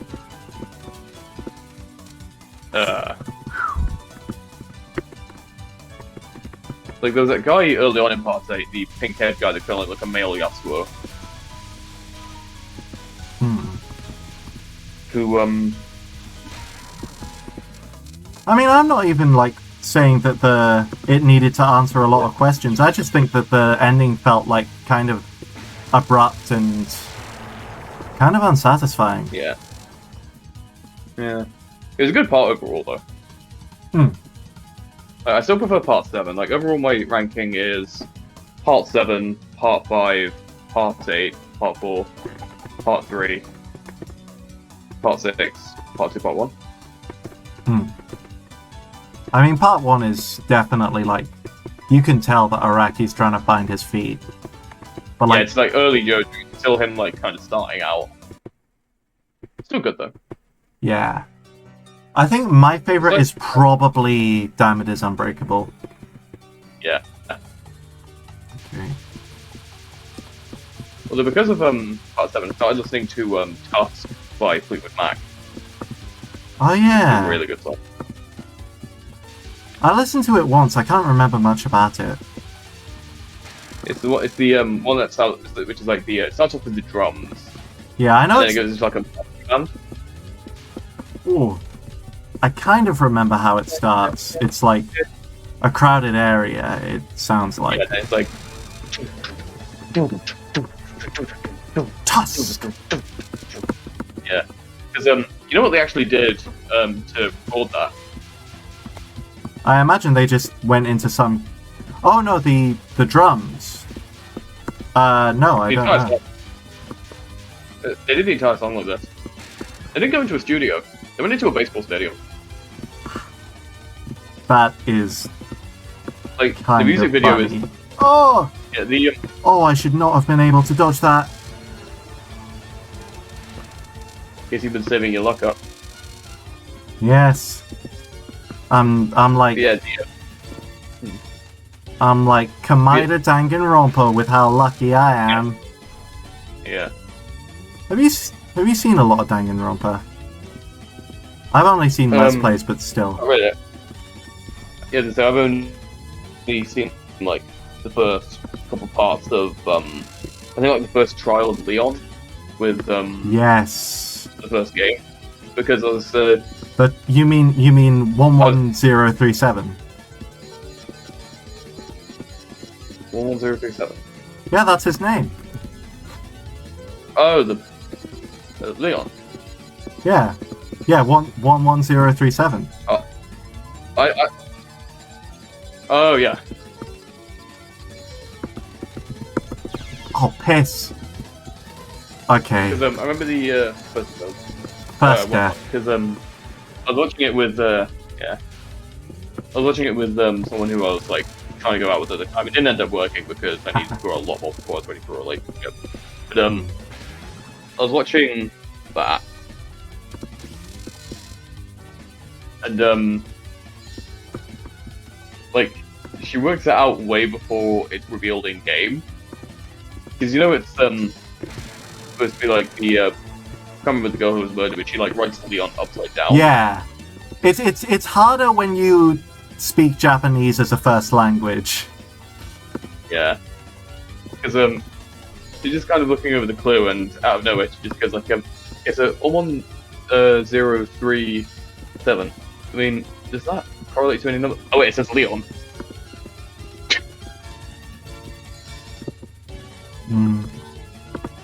It did feel kind of obvious, but like, Yeah. oh, hey,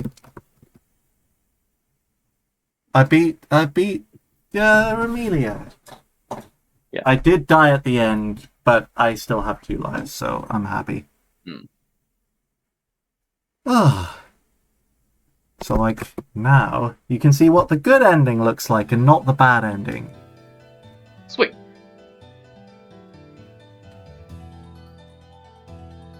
Yeah, I'll send you the music video for Tusk because it shows them like in the baseball stadium recording everything. Although, funny thing about Fleetwood Mac is like you know there's this very famous band that like made all these massive hits like The Chain, Tusk, and a bunch of other ones. Hmm. Did you know that they actually fucking hated each other? I did not know that. Yeah, it's why most of their songs are all like, "You're a bastard," and here's why. They're talking about each other. Like, outside of recording and gigs, they never wanted to see each other. Like, they get separate limos, they have separate changing rooms, they all lived in separate houses. They would only see each other when they're recording and when they were on stage. Marissa's got a lot of Dippin' Dots. Yeah. Okay, here we go. I was like, we're behind. I'm on the good ending now. Okay.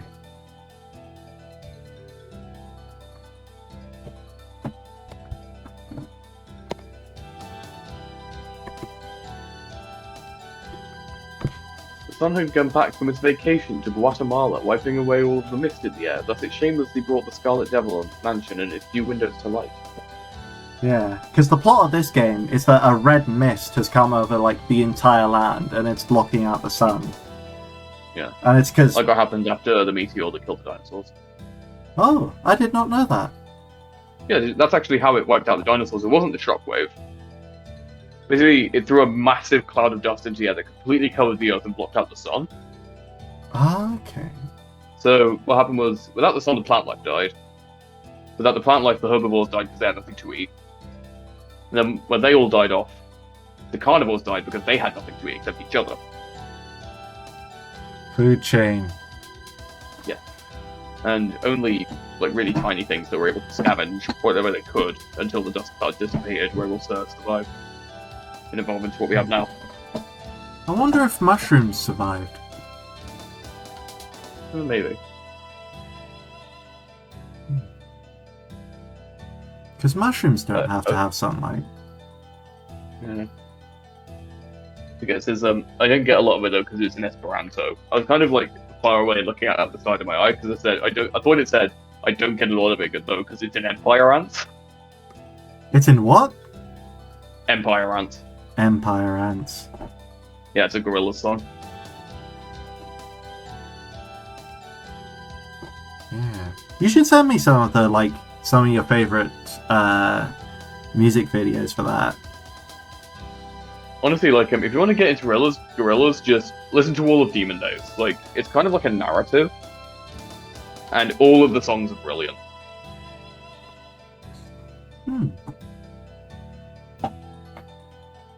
Outside of that, the videos I recommend, like outside of Demon Days, are the most recent one, Cracker Island,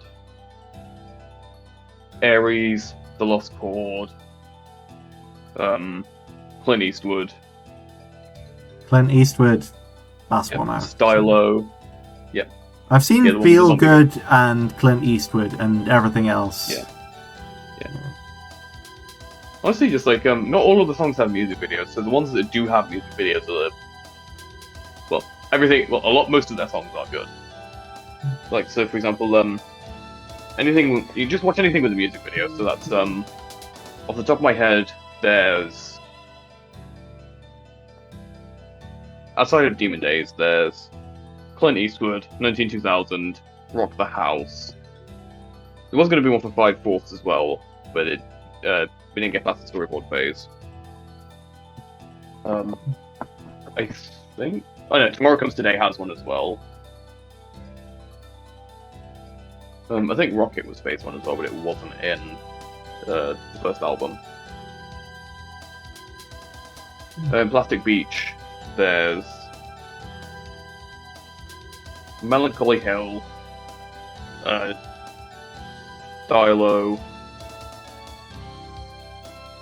Empire Ants. Empire Ants doesn't have it, I was thinking it's Broken. And Rhinestone Eyes was gonna get one, and it was animated. But that was a fan animation, and the official one never got past storyboarding either. Okay. After that, it was Humans, which didn't have too many animated music videos. The only one I can remember off the top of my head was Saturn's Bars.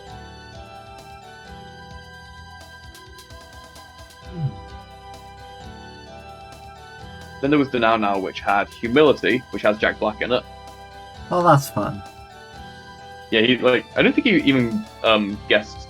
I don't think he even collaborated on the song. He just appears in the music video playing his guitar and being happy. But yeah, there was Humility, Trans. What else? Can't remember anything else from the Now Now. All of the songs in Song Machine had a music video.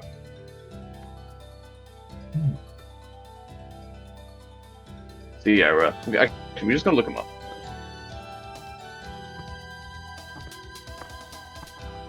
Hey, are you reading the dialogue for the ending? It's kind of stuck. Wait, what? Yeah, it's just the Wi-Fi here. It's not great. I've got a bit where Amelia says, "Oh, there you are. Are you cleaning?" Yes, of course. Yeah. So there's actually oh yeah, I was actually saying this earlier. So there's the two protagonists that are always in the games, but that there's usually a third one after this. After this game, there's usually a third one and sometimes a fourth one, and they're like random characters. And in 7, Sakia, the maid, is the third character. In another one, I think Cherno, the second boss, is... Yeah, because you were saying earlier, maybe Patchouli is an unlockable girl. Yeah. So I don't know. I bet... she's definitely playable in the fighting games.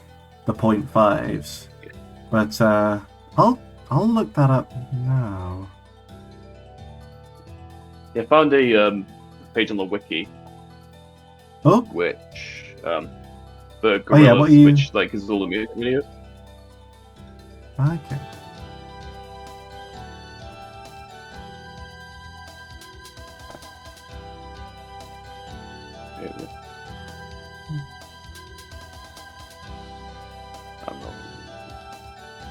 I'll also need here later. Yeah, here we go. Actually, so there's we got 192000, Aries, Clint Eastwood, Cracker Island, Dare, Dirty Harry, Don Chromatic, Do Thing, Desolé, Almanana, Feel Good, Friday the 13th. I think Garage Palace had like I think it did have a music video, but a lot of it was like stationary pixel art, which had like edits to it. Yeah, Humility had a video. Lil Dub Sheppin apparently had one. I haven't seen that one though. Momentary Bliss has one. Melancholy Hill has one. Pac-Man, Burner to Arizona. Maestro Knights has a storyboard which was fan animated. Rock the House, Rocket.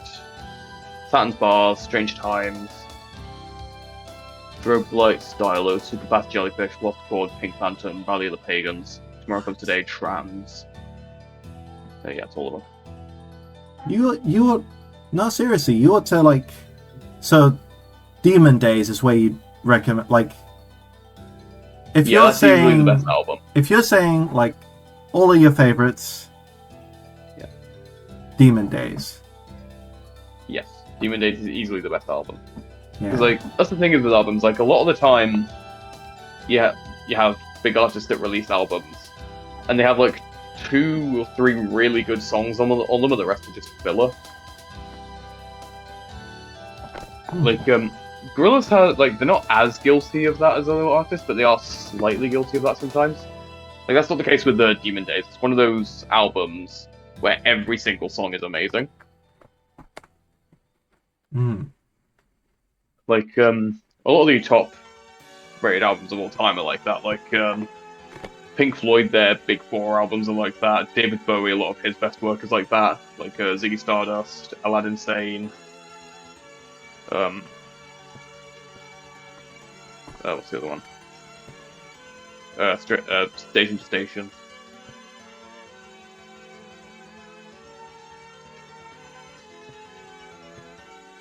Yeah. Also, so you know Gorillaz are made up of 4 like characters. There's 2D, Murdoch, Noodle, and Russell. Yeah. So you know Murdoch's the green one. Yeah. Zombie looking guy. Yeah. In the Now, he was in jail for the whole album. Because Oh in the yeah, music I video remember hearing about this. It was just like yeah, Free Murdoch. it was just like the people were talking about it. I don't know if this is like true at all, but people were talking about it like the writers just wanted to get him out of the story, which I think is very funny. I think they planned to get Murdoch in jail. Yeah, because like, do you know who actually like replaced him for the Now? No. It was Ace from Powerpuff Girls. Wait, what? A Powerpuff Girls character? Yeah, so in Powerpuff Girls, there's like one of the villains is a gang of like street thugs called the Green Gang, where they all have green skin. And Ace is the leader of that gang. That's weird. Yeah, and they got him in to fill in for Murdoch when he was in jail because he's a good friend of Noodles. Because I remember in the Powerpuff Girls film, like in the original series, he has like a completely different design to what he does in Gorillaz. But, like in the Powerpuff Girls film, which I think was 2013, like 5 years before the Now. This wasn't. That's not the reboot, was it? No, not the reboot. I remember it specifically because it was the film. Because there's also a scene. Oh, it's 2002. Because in that one, Ace has like a completely different design, which does look more like a Gorillaz character. because in the same film, there's a bit where Mojo Jojo is like reading a newspaper and it has an advert for a Gorillaz concert. Yeah, here we go. Okay. That is so weird. That's like the weirdest crossover I've ever heard of. Here we are. Okay, he doesn't look exactly like he does in Oh wait. Gorillaz, but he does look like he's drawn in a more Gorillaz-y style.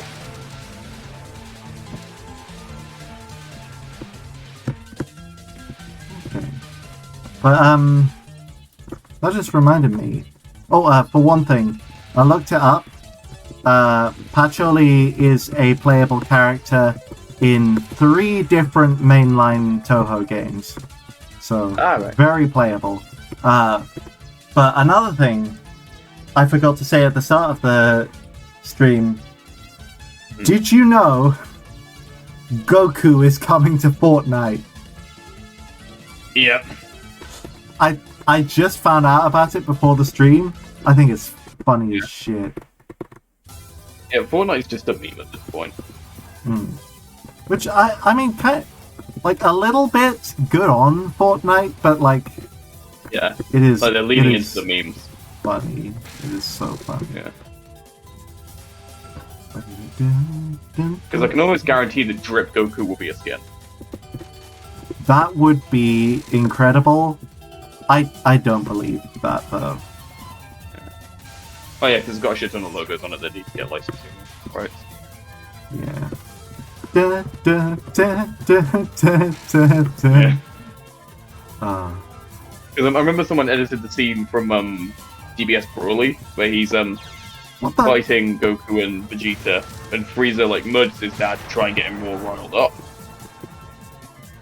Oh yeah. And he's Broly, kind of pointing at him like, "Look, it's a tragedy. Your father was hit by a stray energy beam. He's dead."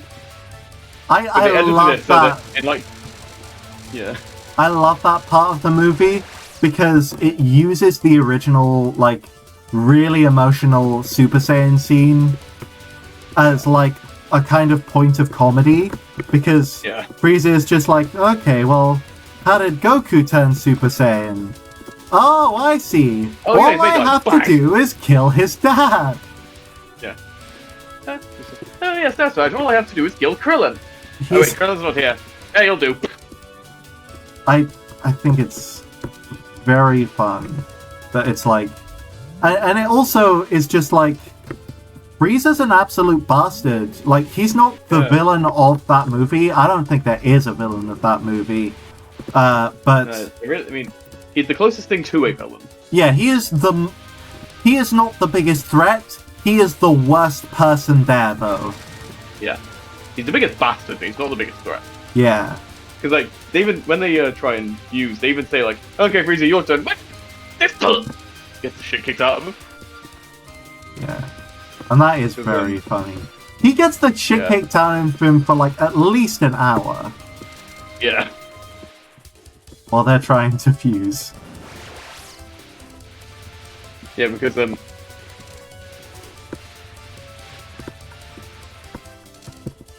was I going to say?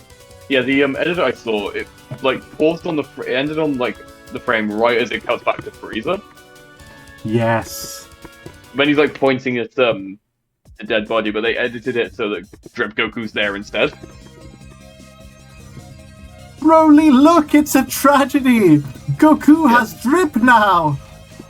But yeah, the thing is, like, it ends there, but because Frieza doesn't move, the last frame of the video is just Frieza looking like he's doing a YouTube thumbnail.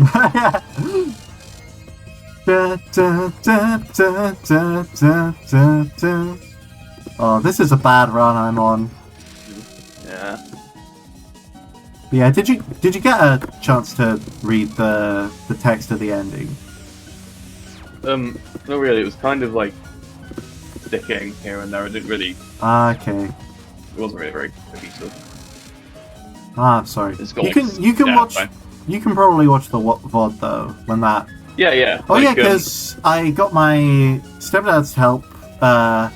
Although I don't think I'll need it anymore. I got I got the photos I'm okay. Sorry. I made some art to be like the thumbnail for this. I guess this is a let's play. Is this a let's play? I just died, so it is a let's play. Yeah. And but the thing is, I've explained this to you before. But CSP, when I export files, it severely desaturates them, and it's just like it's really bad. But how do you how do you export them when you're done? I just usually save it as a PNG. Export as PNG specifically. I don't know if that changes anything. I don't know, because like what I usually do is like I go to save it as and then just change the file type to PNG. Oh no, it's always PNG. Don't worry. Yeah. I wouldn't save something as a JPEG like a lowly cur. Yeah. Yeah, like honestly, I'm ashamed of how long it took me to switch to PNG from JPEG. Yeah. Yeah, like I say, maybe it's like the method of doing it, like export does it differently to just saving it as a JPEG. Yeah, maybe next time you draw something, do both, like export it and save it as a JPEG, see if there's any difference. Yeah, but I don't necessarily need to anymore because I finally got a cracked version of Photoshop. Oh, right. So I can reassign the color profile there. Yeah. Although, weirdly enough, if you save it as a PNG instead of exporting it as a PNG in Photoshop, it doesn't work. Oh, right. But that's Photoshop, not CSP. Yeah.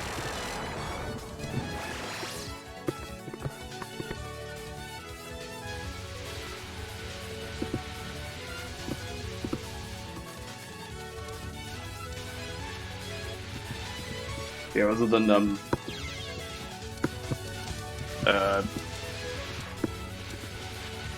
like looking for jobs and trying to sort out this like money in the market that's going on, I've not really done much today. Sorry? I was gonna say, other than like looking for jobs and trying to sort out this money malarkey, I haven't really done much today. That's good. I haven't. So I went to my granddad's and watched Memphis Belle because that was on today, and we saw like a replica of it at Duxford.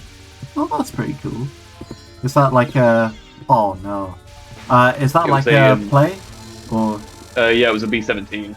It was a famous B-17. It wasn't the one we saw at Duxford. Like I said, it was a replica. It wasn't the actual one because that's in Ohio. Oh wait, sorry. Plane, right? Yeah. Yeah, it was a B-17 bomber. I asked if it was a play, but that's very different. You know, it was Memphis Belle was a film based on a plane. But yeah, because what was I going to say? Yeah, because I only recently worked out what all the letters stand for in planes. Wait, what? Is plane an acronym? No, like you know how different types of planes have like different names. So, for example, like a lot of jet fighters are like the F-16, whatever it was, the F-14 Tomcat, the F-18 Hornet, the F-22 Raptor, that kind of stuff. And, like the B-17 Flying Fortress. So, like I recently found out what those letters stand for.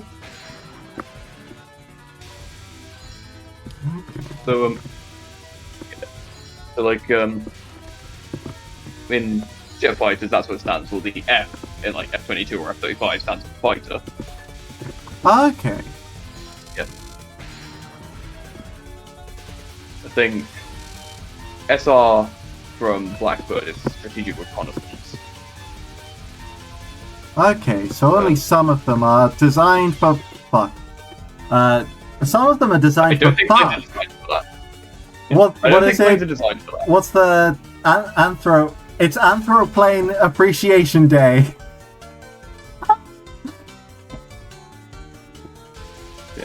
Oh wait, yeah, hold on. Okay.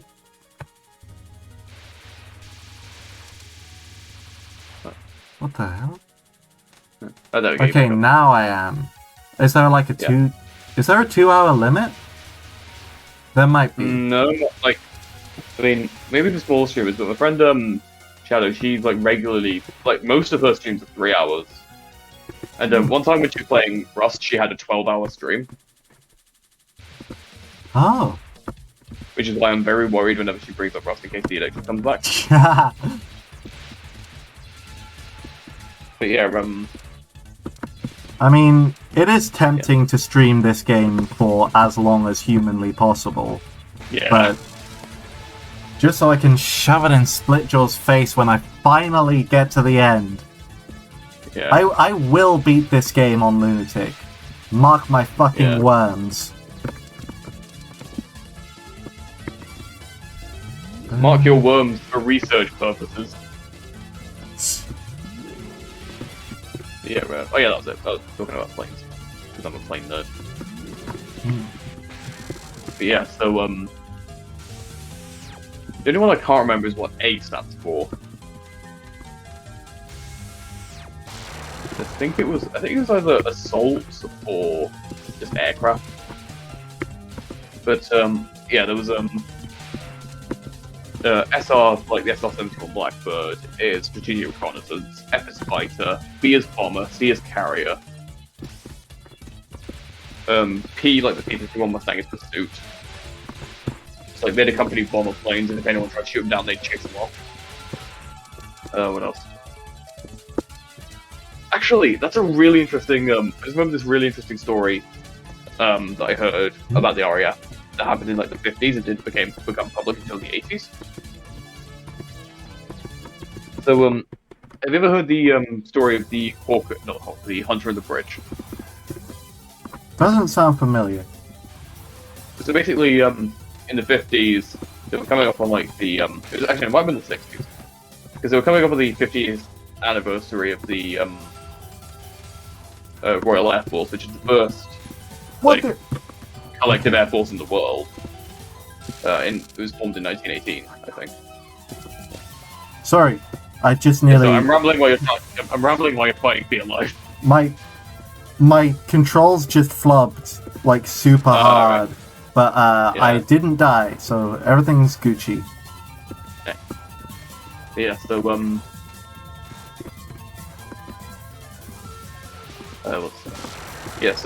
basically, the government at the time weren't very popular. They were thinking of basically kind of quietly retiring the RAF because they thought it was obsolete. And this guy called Alan Pollock, he was a pilot at the time.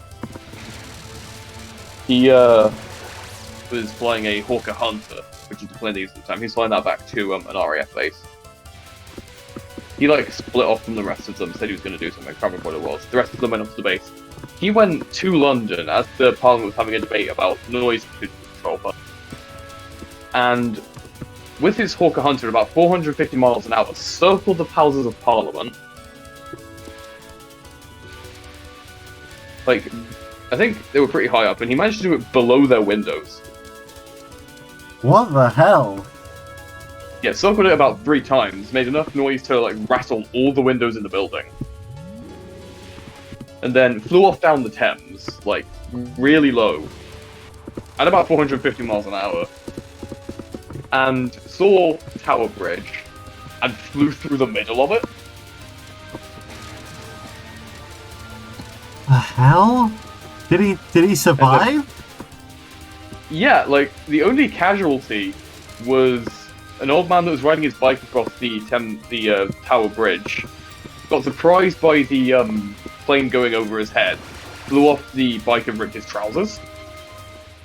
Oh, wait, did that he was die? The only... No, that was the only casualty, was his trousers. Oh. Okay. Through that entire event, that was the only casualty. And he wasn't done. He went to like 3 separate air bases after that and flew the entire length of the airfield upside down before he landed. Was he like reprimanded or something? That sounds super dangerous. Yeah, he got like court-martialed for it, but they didn't want to like dishonorably discharge it because the public, if that happened, it would be made public, and they didn't want that to happen because they would rally behind the pilot. Yeah, because cool guy. Yeah, I think it sounds similar to Top Gun, which was made about 4 years after this went public. So I think Top Gun might have been based on this film. Oh, that was Because it sounds similar to what Maverick does in that film. Yeah, because they just had that new movie come out. Yeah. Because the original one was in 1986. This became public in 1982, I think.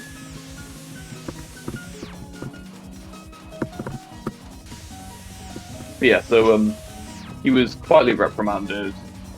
He was like quietly retired and just kind of pushed under the rug so that nobody caught wind of it. And it became public in 1982. And after that, he was reinstated into the RAF, but he didn't want to join because he was really fucking old by that point. Yeah. Fuck.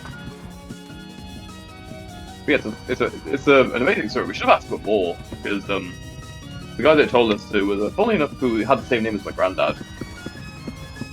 He like entitled the story with a story of dare and do, as he called it.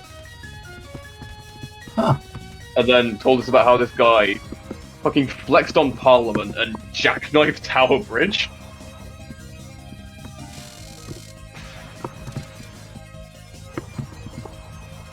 Okay.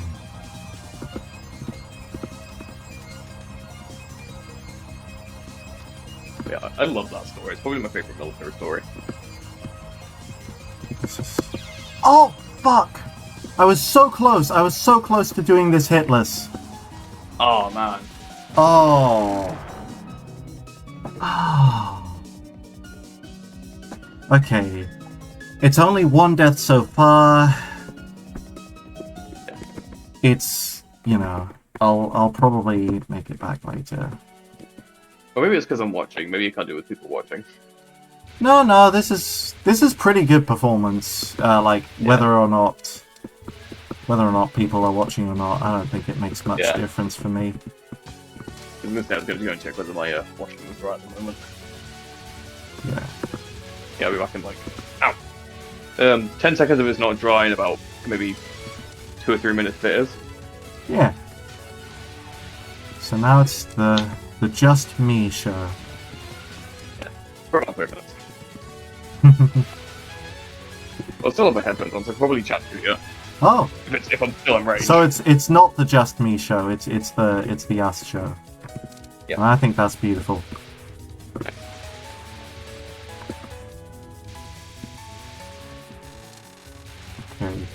Don't. I just said to myself, "Don't fuck up," and then I fucked up. Okay. No more deaths.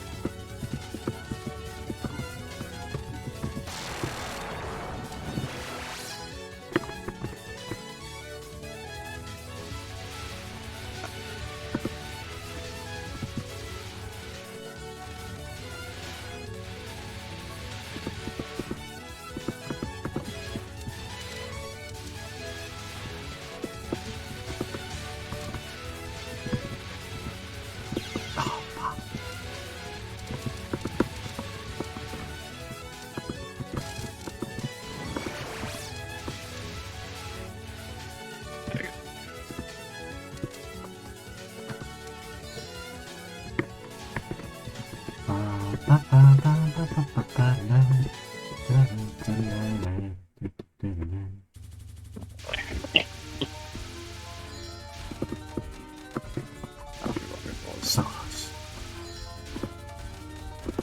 Okay, there we go. Ah, damn! Yeah, they weren't completely dry, but... Yeah, usually you want to leave those out, like, overnight.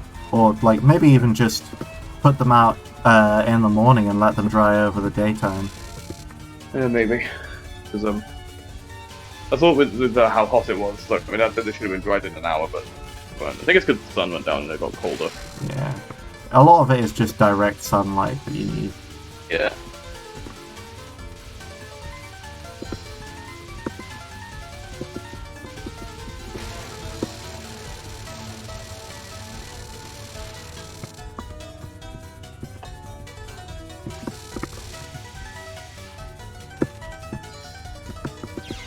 What the? I dodged that. That's BS. Okay.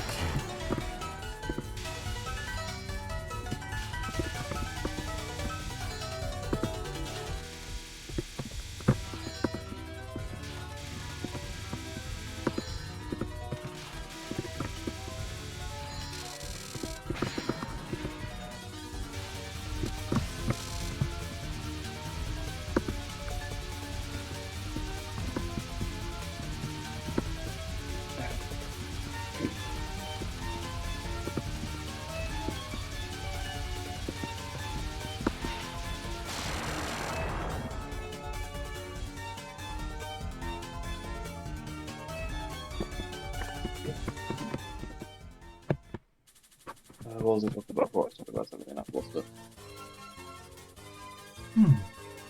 Oh yeah, I was just playing.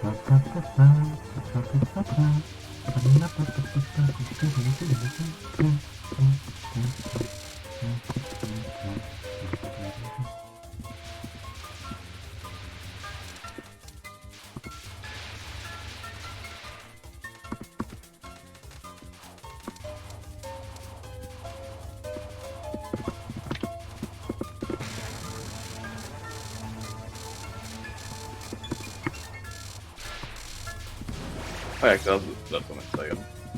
I think it was a couple of days ago now, but I saw this account called Sonic 3 News. What? It was supposed to be like I saw this account that was supposed to be like a news account for Sonic Movie 3. But it's a parody one. Yeah. Yeah, it's a parody one because they shared the news that Christian Bale had been cast as Shadow. Haha. That would be pretty fun. I think he would make a good Shadow, but like it's not. They haven't revealed who's playing him yet. Because when did they reveal who's playing? Damn it! When did they reveal Idris Elba's Knuckles? I don't know. I think it was pretty close to the movie. Was it? It was before the trailers with his voice in. I can remember that. Yeah, that was in like November. There you go. Idris Elba tweet. No, that's the one. Knock knock, it's Knuckles, the blow thrower, independent blower, magical emerald holder, give you the coldest shoulder. My spike goes through the 1 year anniversary. The 1 year anniversary was yesterday. Wait, what? Of the tweet? Yeah, it was revealed that Idris Elba was playing Knuckles on August 10, 2021. So count in April. That's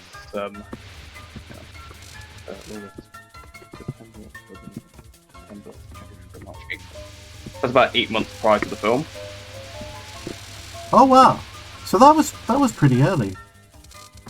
Yeah. I imagine that it's going to be like a few years or so before Sonic 3 is released. Oh, they revealed the release date. Wait, what? Yeah, it's apparently going to be coming out December 20th next year. Not next year, 2024.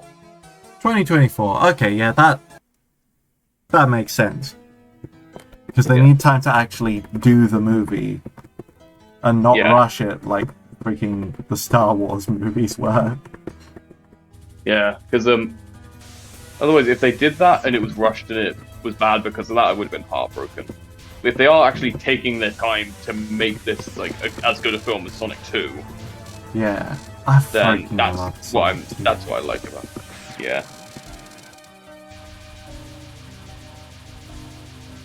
So like I met a couple of people that didn't really like the first half,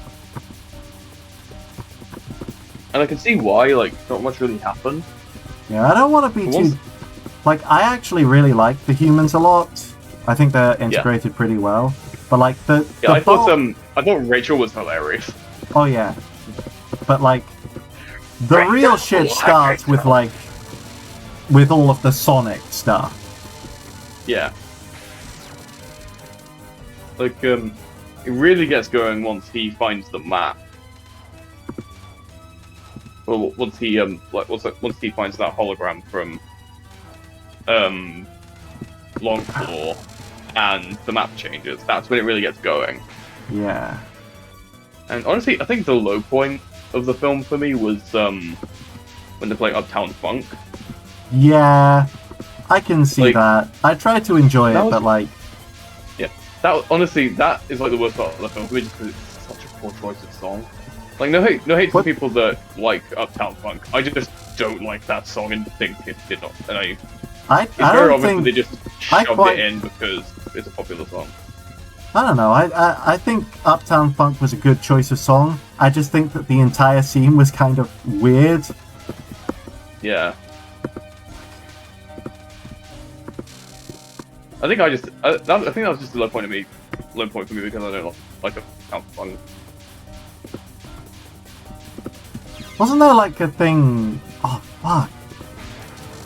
There was like this thing... I can't remember, where it was like some of the parts he got sued over because it was too similar to other songs.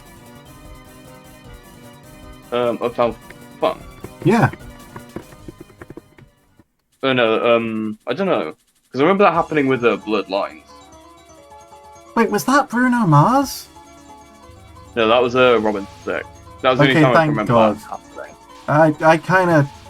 I kind of like Bruno Mars. I have no reason to like him, but like I kind of like him. And if he wrote Bloodlines, I would just be like, okay, I guess never do Bruno Mars again. Because I can't really remember the lyrics that well of Bloodlines. It's basically just Robin Thicke being. It's basically just, was that a no? Yeah, whatever. Yeah. It's horrible.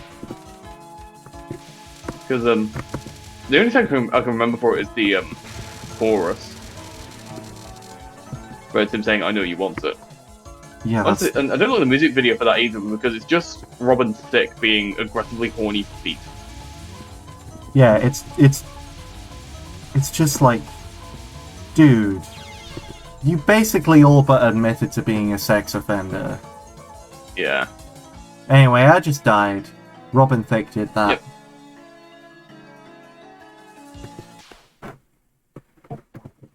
Yeah, I was gonna say because he got sued over that because I think it was too similar to a Marvin Gaye song.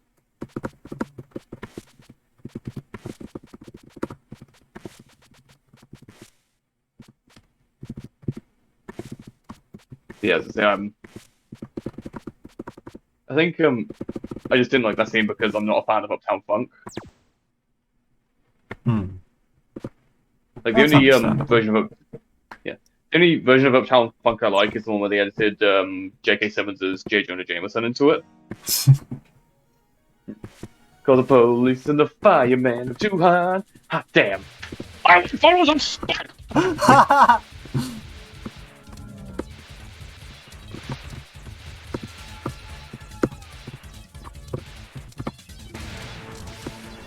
Okay.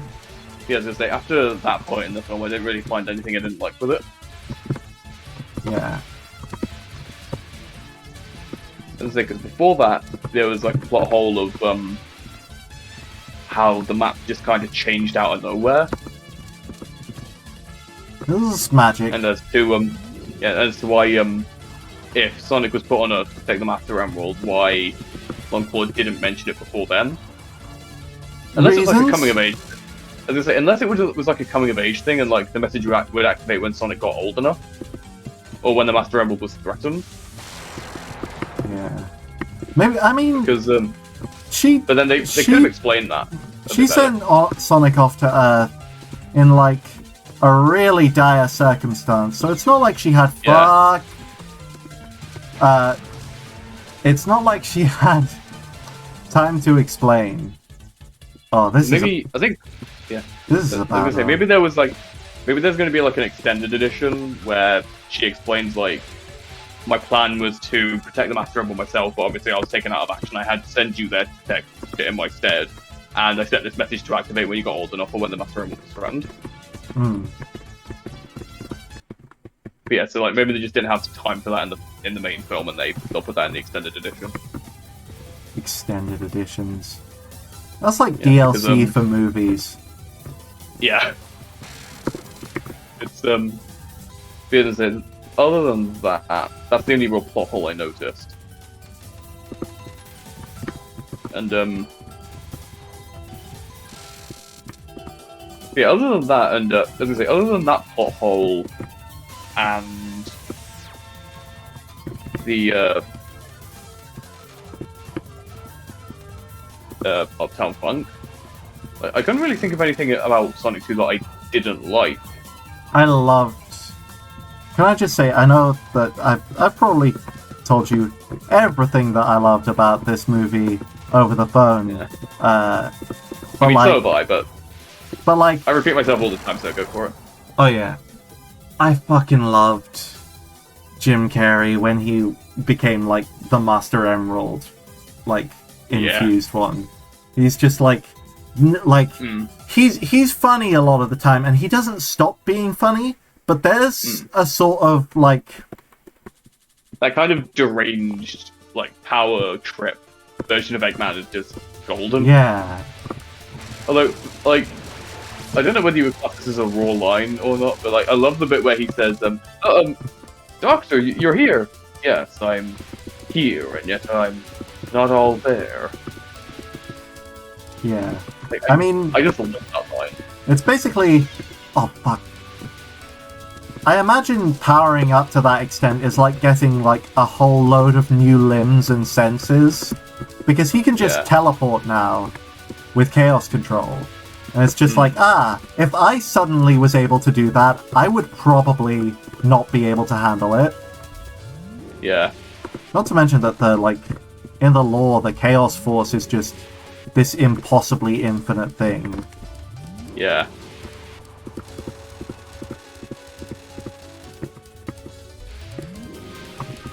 Like,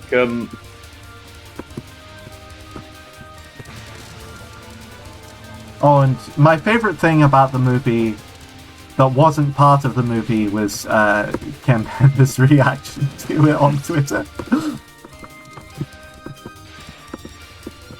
Very, very fun. Yeah. I'm just waiting for him to die at this point. For who to die? Candace. Oh, him, yeah, you kind of broke up with me, yeah. His meltdown over them apparently stealing his character that he did not own! Original the character. Yeah. Do not steal. If anyone does any echidnas, I will piss on the moon. Because, like, he claimed that they ripped off, I think his name was Locke. Knuckles' dad from the comics. Yeah. But I don't think he was, because, like, you see Knuckles' dad in the show, and then you see, like, the power-hungry one from, like, the flashback. Like, he says, like, oh, the echidna with the Master Emerald was supposed to be Enerjack, and Knuckles' dad was supposed to be Locke. Like, first of all, he doesn't look anything like him. Locke has a big-ass beard. That's just Knuckles with face paint and the things. Yeah. Like, and, like, there is precedence for echidnas in the actual lore that, like, Kenders hadn't destroyed. I miss Shade. Yeah, she was fun. But, like, I miss Emerald! Yeah! And all of the Gizoids! Yeah, I mean, we have, Gemo in, the comics. Because, it basically carries on from, I think, Sonic Advance 3? Was Gemo in Sonic Advance 3? Wait, so how does that work? Because Gizoids are an echidna creation. I think Emerl was a Gizoid who was like the last one. And then he died, and then Gemerl was kind of like an attempt at recreating them by Eggman. Yeah.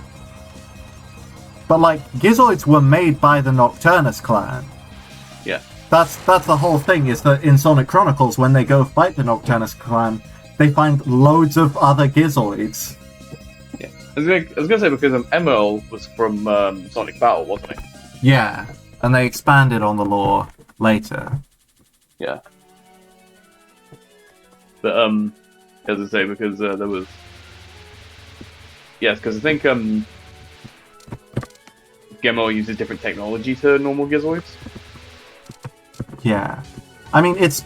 Like, The technology of Gizoids is completely alien. yeah. Because, like, basically what Gemerl's doing at the moment is he's basically been turned into, like, a Terminator bodyguard for Cream. What? Yeah, in the comics, Cream has a Terminator bodyguard. Oh, okay, that... You know what? That actually sounds kind of familiar? Yeah. Because there's a bit in the comics in the Metal Virus, because the Zeti kind of take control of these Zombot hordes because they're robots and they control robots. Okay. And I think Gemerl has a thing that prevents her from doing that directly. But what she can do is basically telekinesis his arms and like stop him from doing stuff that way.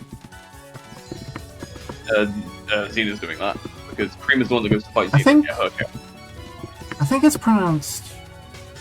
Like, going by the original Japanese, I think it's supposed to be... I think it's supposed to be, like, Gemerl. Oh yeah, because I remember someone saying about that. Yeah, I think it's Gemerl. Yeah. Yeah, so or maybe Gemer.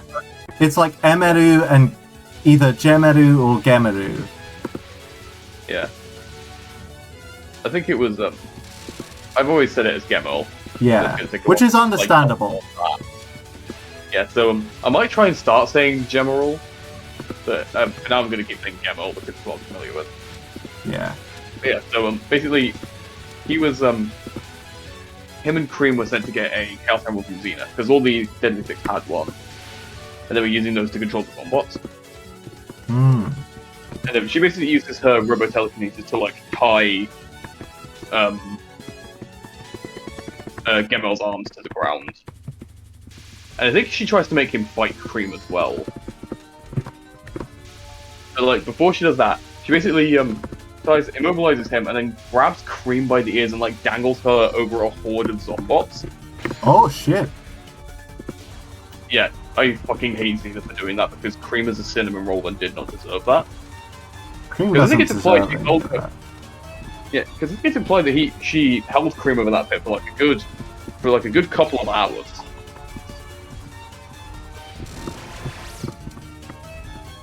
And bear in mind, Cream was like 8 years old.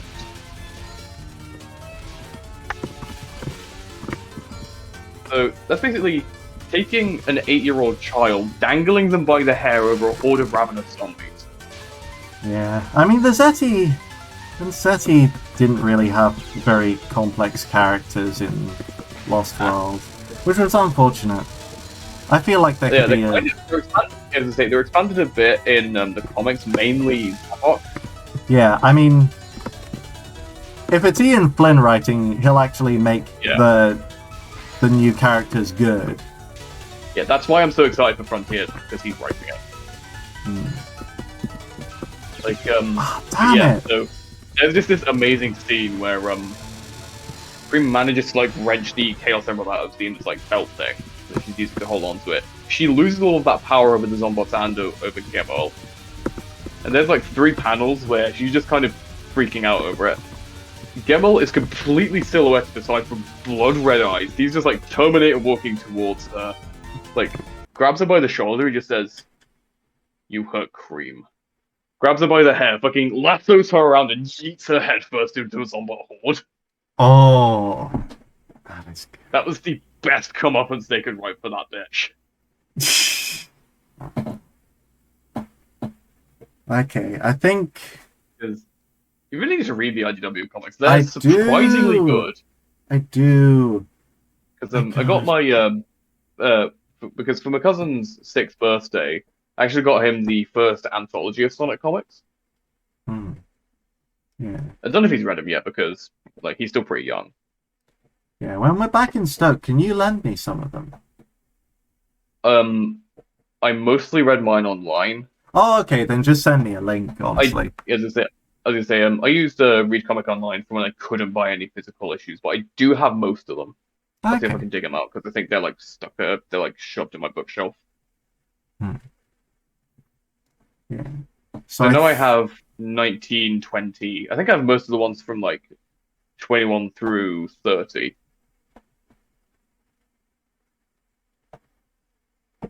And then I think there's a couple missing from like the 40s, from like the 30s and 40s that I still need to get. Then all the recent ones I've got. Like I got 48, I got 49, and I got issue 50, which has been the best one so far. hmm. And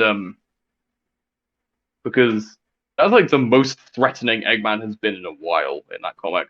Oh, is that? Wait, is that with like what's her face Belle? Yeah, there's the main conflicts are between Sonic and Surge, Tails and Kit, Starline and Eggman. And then Belle's kind of there as well because she kind of like befriends Metal Sonic somewhat. Yeah, because like I just remember because there was that one guy who was trying to like I don't know do something legal. And I read Belle the Tinkerer's wiki Oh yeah, the page. boy and kid guy. Yeah. Very strange. But Yeah. like I read her wiki page and I saw that panel where Mm. Eggman's just like, oh hey, you were what I made when I was lost who I Tinker. was, and it's Yeah. like very dismissive, very very evil. I Yeah. love that. Because it's not just that. Basically, there's a bit where Starline and Eggman get into a mech battle. Starline Starline is thinks, Wechnia, right? sorry. Starline is like Starline is White Knuckles, right? No, that's Finitavis. Starline's a platypus. Oh, okay. Yeah, because Starline is from IDW. Finitavis is from Archie. Oh, did they not? Okay, I can't remember much, but I thought they did a Wechnia thing uh, in IDW.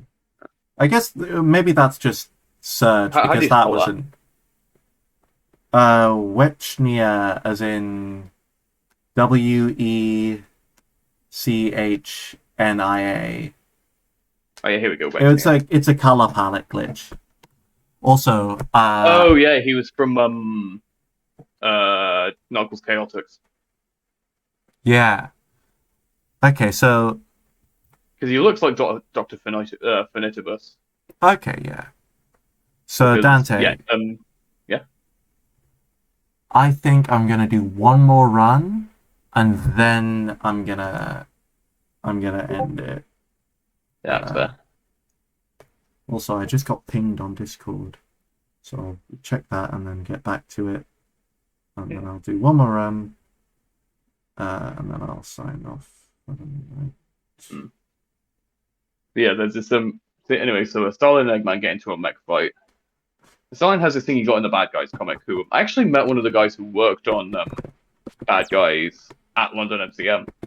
Oh, that's I pretty ended up cool. talking to him about I ended up talking to him about Kenders and the Boing Kid fiasco for ages. And ended up like holding up a couple of people that wanted to get like a autograph from him. I felt really guilty about it, but I really wanted to talk to the guy.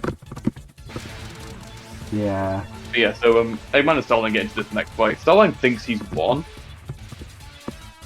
but then Eggman like rises out of the rubble like Michael fucking Myers, completely silhouetted from like the waist up, barring his eyes and his mouth. That's pretty cool. and he goes over every single way he countered Starlight in detail just to rub it in his face. I do love that kind of like flexing. Yeah, and it shows that Eggman's actually pretty like physically competent as well. Like, he's not just all machinery, because he doesn't use machinery to finish Scarlet off. He just beats the shit out of him. That's fun. Yeah, because like he like picks him up and throws him around as well. I know that a lot of the stuff with like Eggman being like fat is sort of like, what is it? A lot of the time it's just kind of making fun of fat people, but like I think it's really interesting that like they've lent away from that and are starting to be more like, well, no, that's not how physical health works. And Eggman is actually like a mechanic. He's probably fit, robot. Yeah, he's actually pretty fucking strong in his own right. Yeah. I think he might just have like a medical condition or something which causes the egg-shaped body, and he's actually really fucking strong. I mean, you don't have to. Sonic. I don't think you have to like be all like fictional disease for this. It's just like no, some people are just like that. You ever seen a sumo wrestler? Much healthier than much healthier than most of the people who call them like fat and unhealthy. Yeah. I was gonna say, because you look at a lot of bodybuilders in like the Olympics and stuff, and they're like, and you'd expect them to be like Arnold Schwarzenegger levels of muscle, but no, they're like. Well, no, bodybuilders are, but bodybuilders aren't strong. Yeah. In fact, a lot of bodybuilders. Not bodybuilders. I was thinking of weightlifters, like Olympic weightlifters. Yeah, I know what you were trying to say. Yeah, bodybuilders. Oh fuck. Bodybuilders are also usually very dehydrated. Yeah. In fact, that can be a big problem in like how male actors are treated in like Hollywood. Like there was a thing with Jason Momoa where like there was a picture of him at like a water park or something, and he had like a bit of a belly. Yeah, like, and someone was saying who the like fuck cares? Some bitch on Facebook was saying like, oh, Jason Momoa's let himself go, look at that belly, and someone like roasted the fuck out of her saying people only look like that when they're extremely dehydrated and it's very unhealthy. And besides, model yourself. Yeah. Because like like, I know that there's still a lot of prejudice against fat people, but like I'm glad that that's become more sort of public consciousness. Well, actually, I just remembered something. Speaking of Olympic weightlifting, last year in the Tokyo Olympics, did you see the weightlifter that did Frankie's pose? No, I didn't watch a lot of that. It was on Twitter everywhere. It was like there were two people. There was a Greek, I think he was a swimmer, or actually, it'd be ironic if he was like some sort of athlete. I think he might have been runner, but yeah. He when he was like either on the podium or doing like an intro or something, he did a Luffy ski a second pose. And then the the weightlifter, I think, was from America or Canada. He was doing the same thing. He did Frankie's super pose. That's very fun. Yeah. Yeah, because I didn't follow the Olympics like at all. The most that I heard about it was like people being very transphobic to Lauren Hubbard, which like really bites because she didn't even like finish her set. Yeah, it's like, oh, now you're quiet. It's like, are trans women specifically only meant to lose? It's like, what the fuck? But that's its own like thing and a half. This thing, because those kind of people, they're only happy when trans women lose the sport, because if they win, they're always like, oh, they have an unfair advantage because of like their physical superiority or whatever bigoted bullshit they're spewing. Yeah, because like most people just don't know how hormones work and how actual biology works. And also, that's led to a lot of discrimination against other cis women in sports. Yeah. You don't get that, like, that kind of discrimination in men's sports. Like, when there's, like, something that gives them a little bit of an edge. Like, if they're, double-jointed or... Yeah, because there was that swimmer... There was that swimmer guy who has his, like, Wikipedia page, and it sounds like a Pokedex entry. Yeah. Like, it's just like, I think I'm double jointed. I can do that thing from Turning Red where you can, like, hold your arm out perfectly perpendicular and move your elbow in, like, a perfect circle. Ah. I can't do that, but I do have this weird stuff with, like, my thumb. Yeah.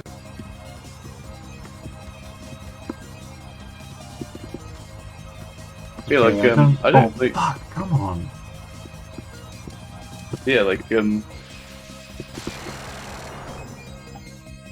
honestly, I don't really keep up with the Olympics. Like, the only three things I noticed knew about the Olympics were the two One Piece references I told you about, and Starlight Zone playing in the opening theme. Yeah.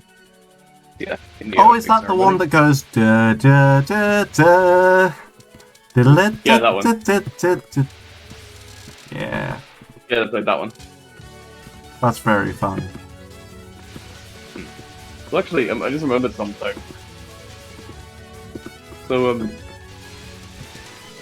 reminds me of, like, how Disney fucked up with ordering toys twice. What the hell?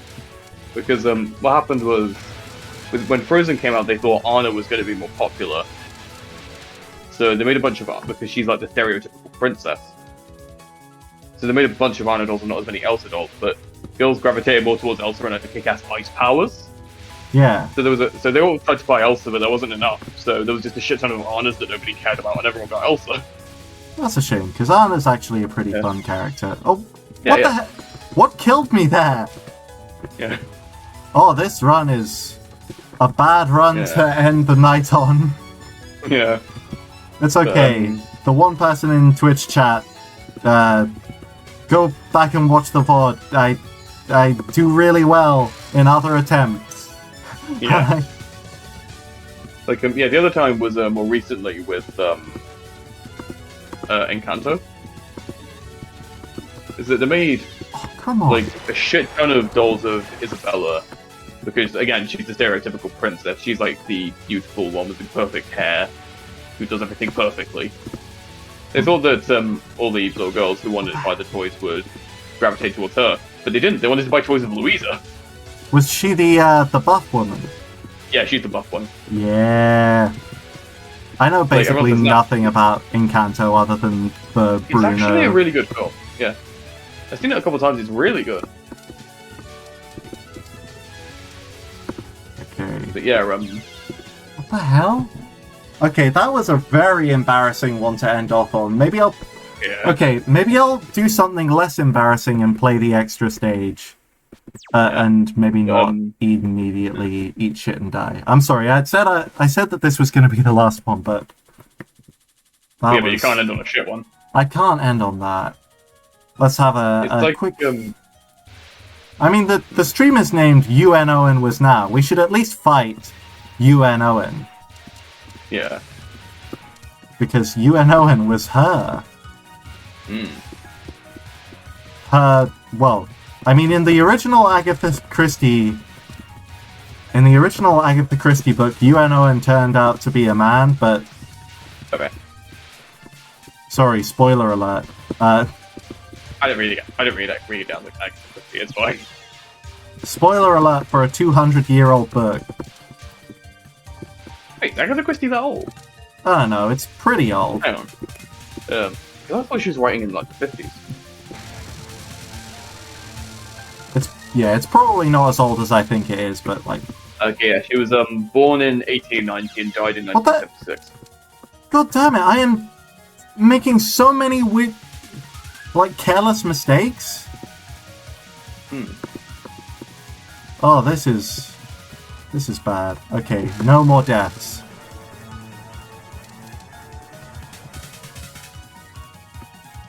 I'm gonna beat the rest of the stage flawlessly. Yeah. I wish that you could... You know what? Next time, what I'm gonna do is I'm gonna stream the game to you directly as well. Yeah. Because, like... Yeah, because I'm like 30 seconds behind. At least.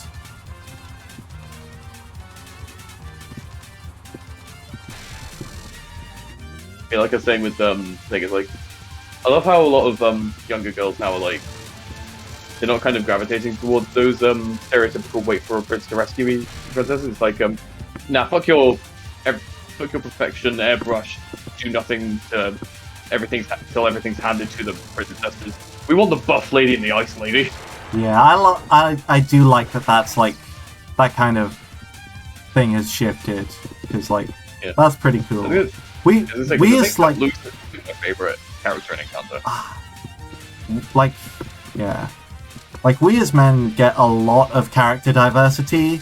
Like there's still issues with like a lot of stuff, but like I love that women are getting that too. Yeah, like I was watching Moon Knight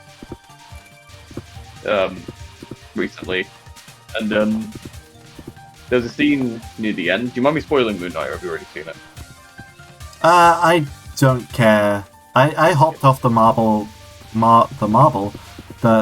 bandwagon a while back. I don't think. To be fair, Moon Knight is still really good because it's not like weighed down by the expectations of the rest of the MCU. Yeah, I heard a lot of that. That it works really well on its own, and I'm naming my save file. It's allowed to be its own thing. So that's what really works well for it. So I'd give it a watch. It's only about 8. It's only about 6 episodes. They're about 45 minutes each. I did watch Loki, and that was a bad series. Yeah, like I liked Alligator Loki. I liked Plastic Loki. I thought that the gimmick was very tired. Yeah, like it wasn't a great start to the whole multiverse thing. But like, and they didn't let Loki be Loki. Yeah, he was just. I don't think, and this is something that like my brother said, and it's stuck in my head since. I don't think Tom Hiddleston believed he was Loki. Nah, because like what happened with that series was they should have called it Prelude to Ragnarok because Loki was chained down for the whole fucking thing. Yeah. And then of course you get the conservatives being like, "Oh no, they made Loki gender fluid." Meanwhile, they completely ignore the actual Norse mythos. And they only reference him as gender fluid, like, a little bit. Yeah, I was gonna say, like, actual Norse mythology portrays Loki as more gender fluid than the MCU does. Yeah. Oh, and also, this is just a fun thing for me. Apparently in Norse mythos, there's a, like, magic is supposedly considered a feminine thing. And this is like, well, I mean... The Poetic Edda, isn't like there's a lot of editing going on, but like there's this idea that using magic is considered feminine, and so when Odin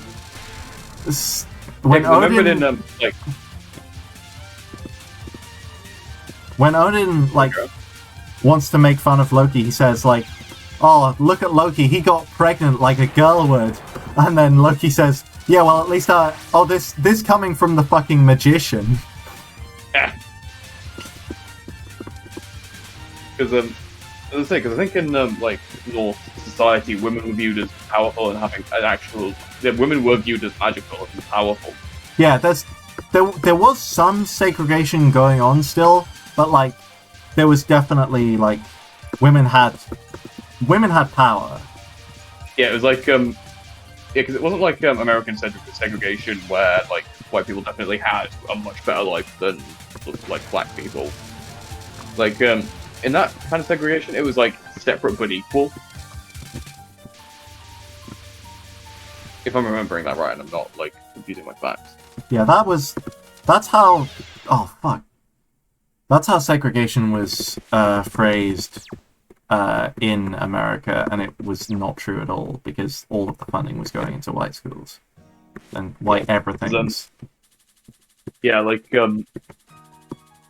it's like, when Norse people did separate pretty cool with, like, the sexes, they meant it. Yeah. I mean, we can't know for sure, but, like, it's a pretty good guess. Yeah.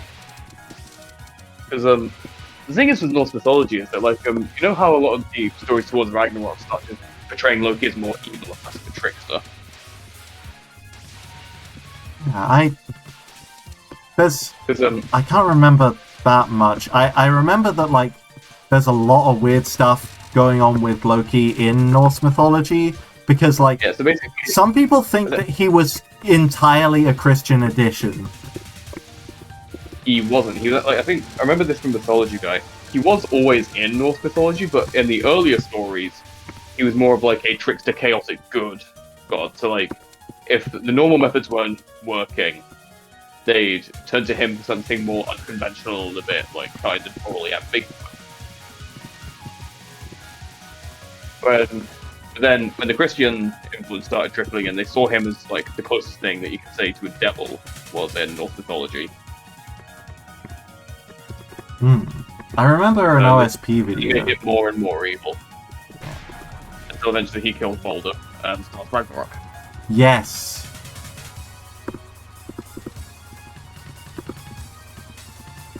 Yeah, not only did he not die, he specifically made sure not to cry when like a resurrection chance got given, because it was specifically like, okay, if every single creature cries for Balder, like some kind of like mythological person said, like, if everyone cries, I'll bring Balder back, and then it was like, one person Balder to return, he'll return, and Loki. It was one person who didn't, and it turned out to be Loki. Yeah.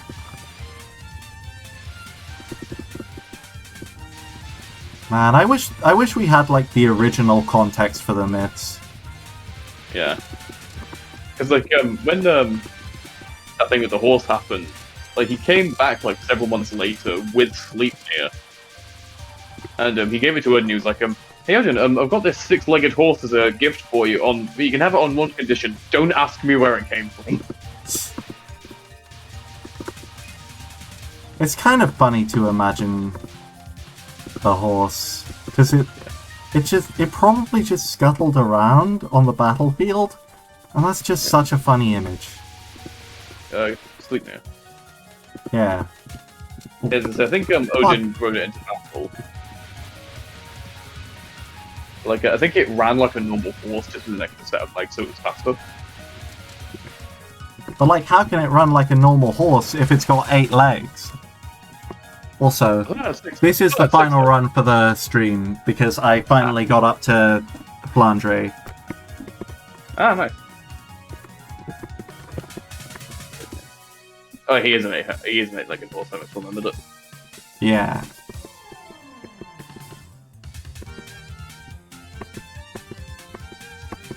I think it was just some magic thing of, like, more legs equals faster. But Maybe it was like the orc. Yeah. I still love the idea that, like, I just love the image of Sleipnir just like, scuttling around on the battlefield. Like a spider. Yeah, because it was like, as I say, maybe it's like the orcs' psychic field from Warhammer 40k, where anything they believe becomes real. Yes. Because like that can work against them, funnily enough, because they have the whole color thing of like red ones go faster, blue ones are luckier, yellow ones explode better and are wealthier. Purple ones are stealthier, which is why you never see a purple orc. Yeah. Green is the best color, black is third. I can't remember what black is for. But wasn't it like that? I remember reading that in Warhammer lore, and I remember specifically, like, it being said that the reason why, like, some guy is alive is because the orcs think they're alive, and that's, like, a huge detriment to them. You might be thinking of the God Emperor, because he was wounded, like, 10,000 years before the current story. And like, he was mortally wounded, he became a psychic vegetable.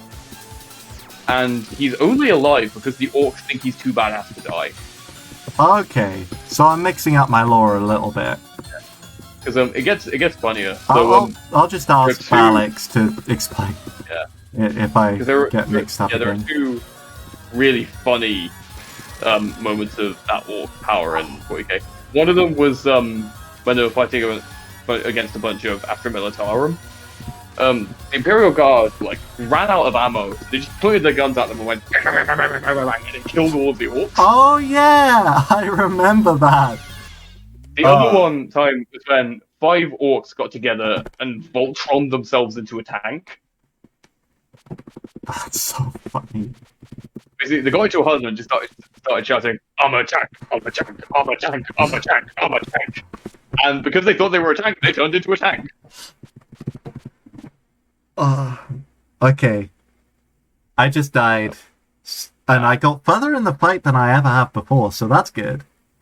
Yeah, because I was kind of like stretching my legs a bit, or like, well, not stretching. I was kind of like doing the thing where you like curl them inwards to kind of stretch the muscles. And I'm sat on my dad's office chair at the moment, and I knocked the thing that like releases the pressure that keeps it in place. So I just dropped about a foot and shat myself, thinking I'd broken the chair. Oh no. Okay.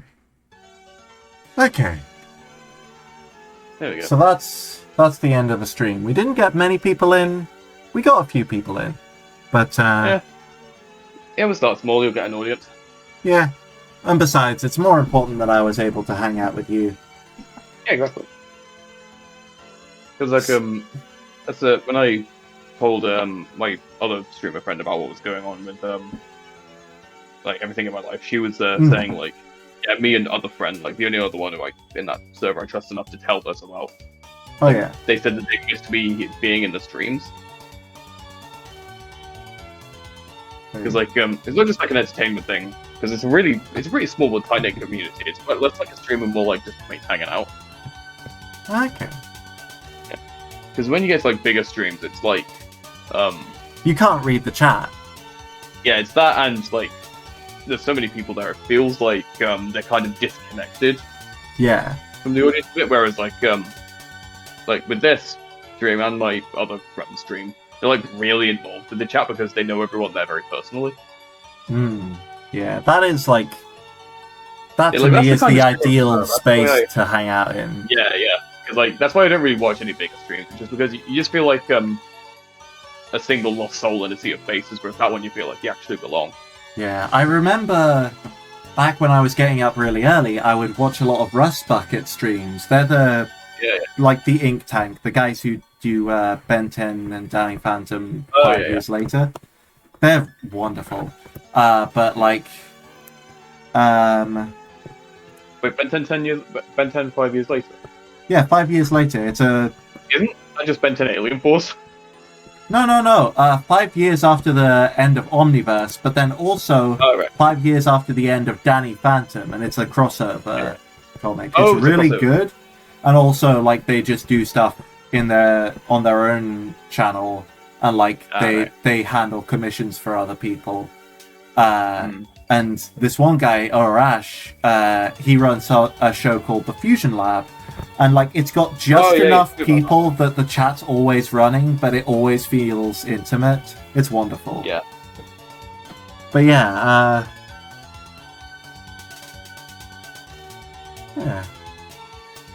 What else you want to talk about before the stream ends? I can't really think of anything. There was one thing I wanted to tell you about that happened, but I'm not really comfortable sharing it on stream. So oh no! Don't. Yeah. I mean, you can talk about your personal life if you want to, but like, you are by no means like, obligated because strangers will see this. Because like, that's the thing. It's like everything that's happened is I'm really only comfortable sharing it with the people that I'm really close to. Oh yeah, I know. Like, don't just tell that to any stranger on the internet. Yeah. But yeah. I guess good night. Good night, Twitch chat. Good night, VOD watchers. I hope you have a lovely whatever it is. Twitting, chatting. What? Hello? Bogo's Binted.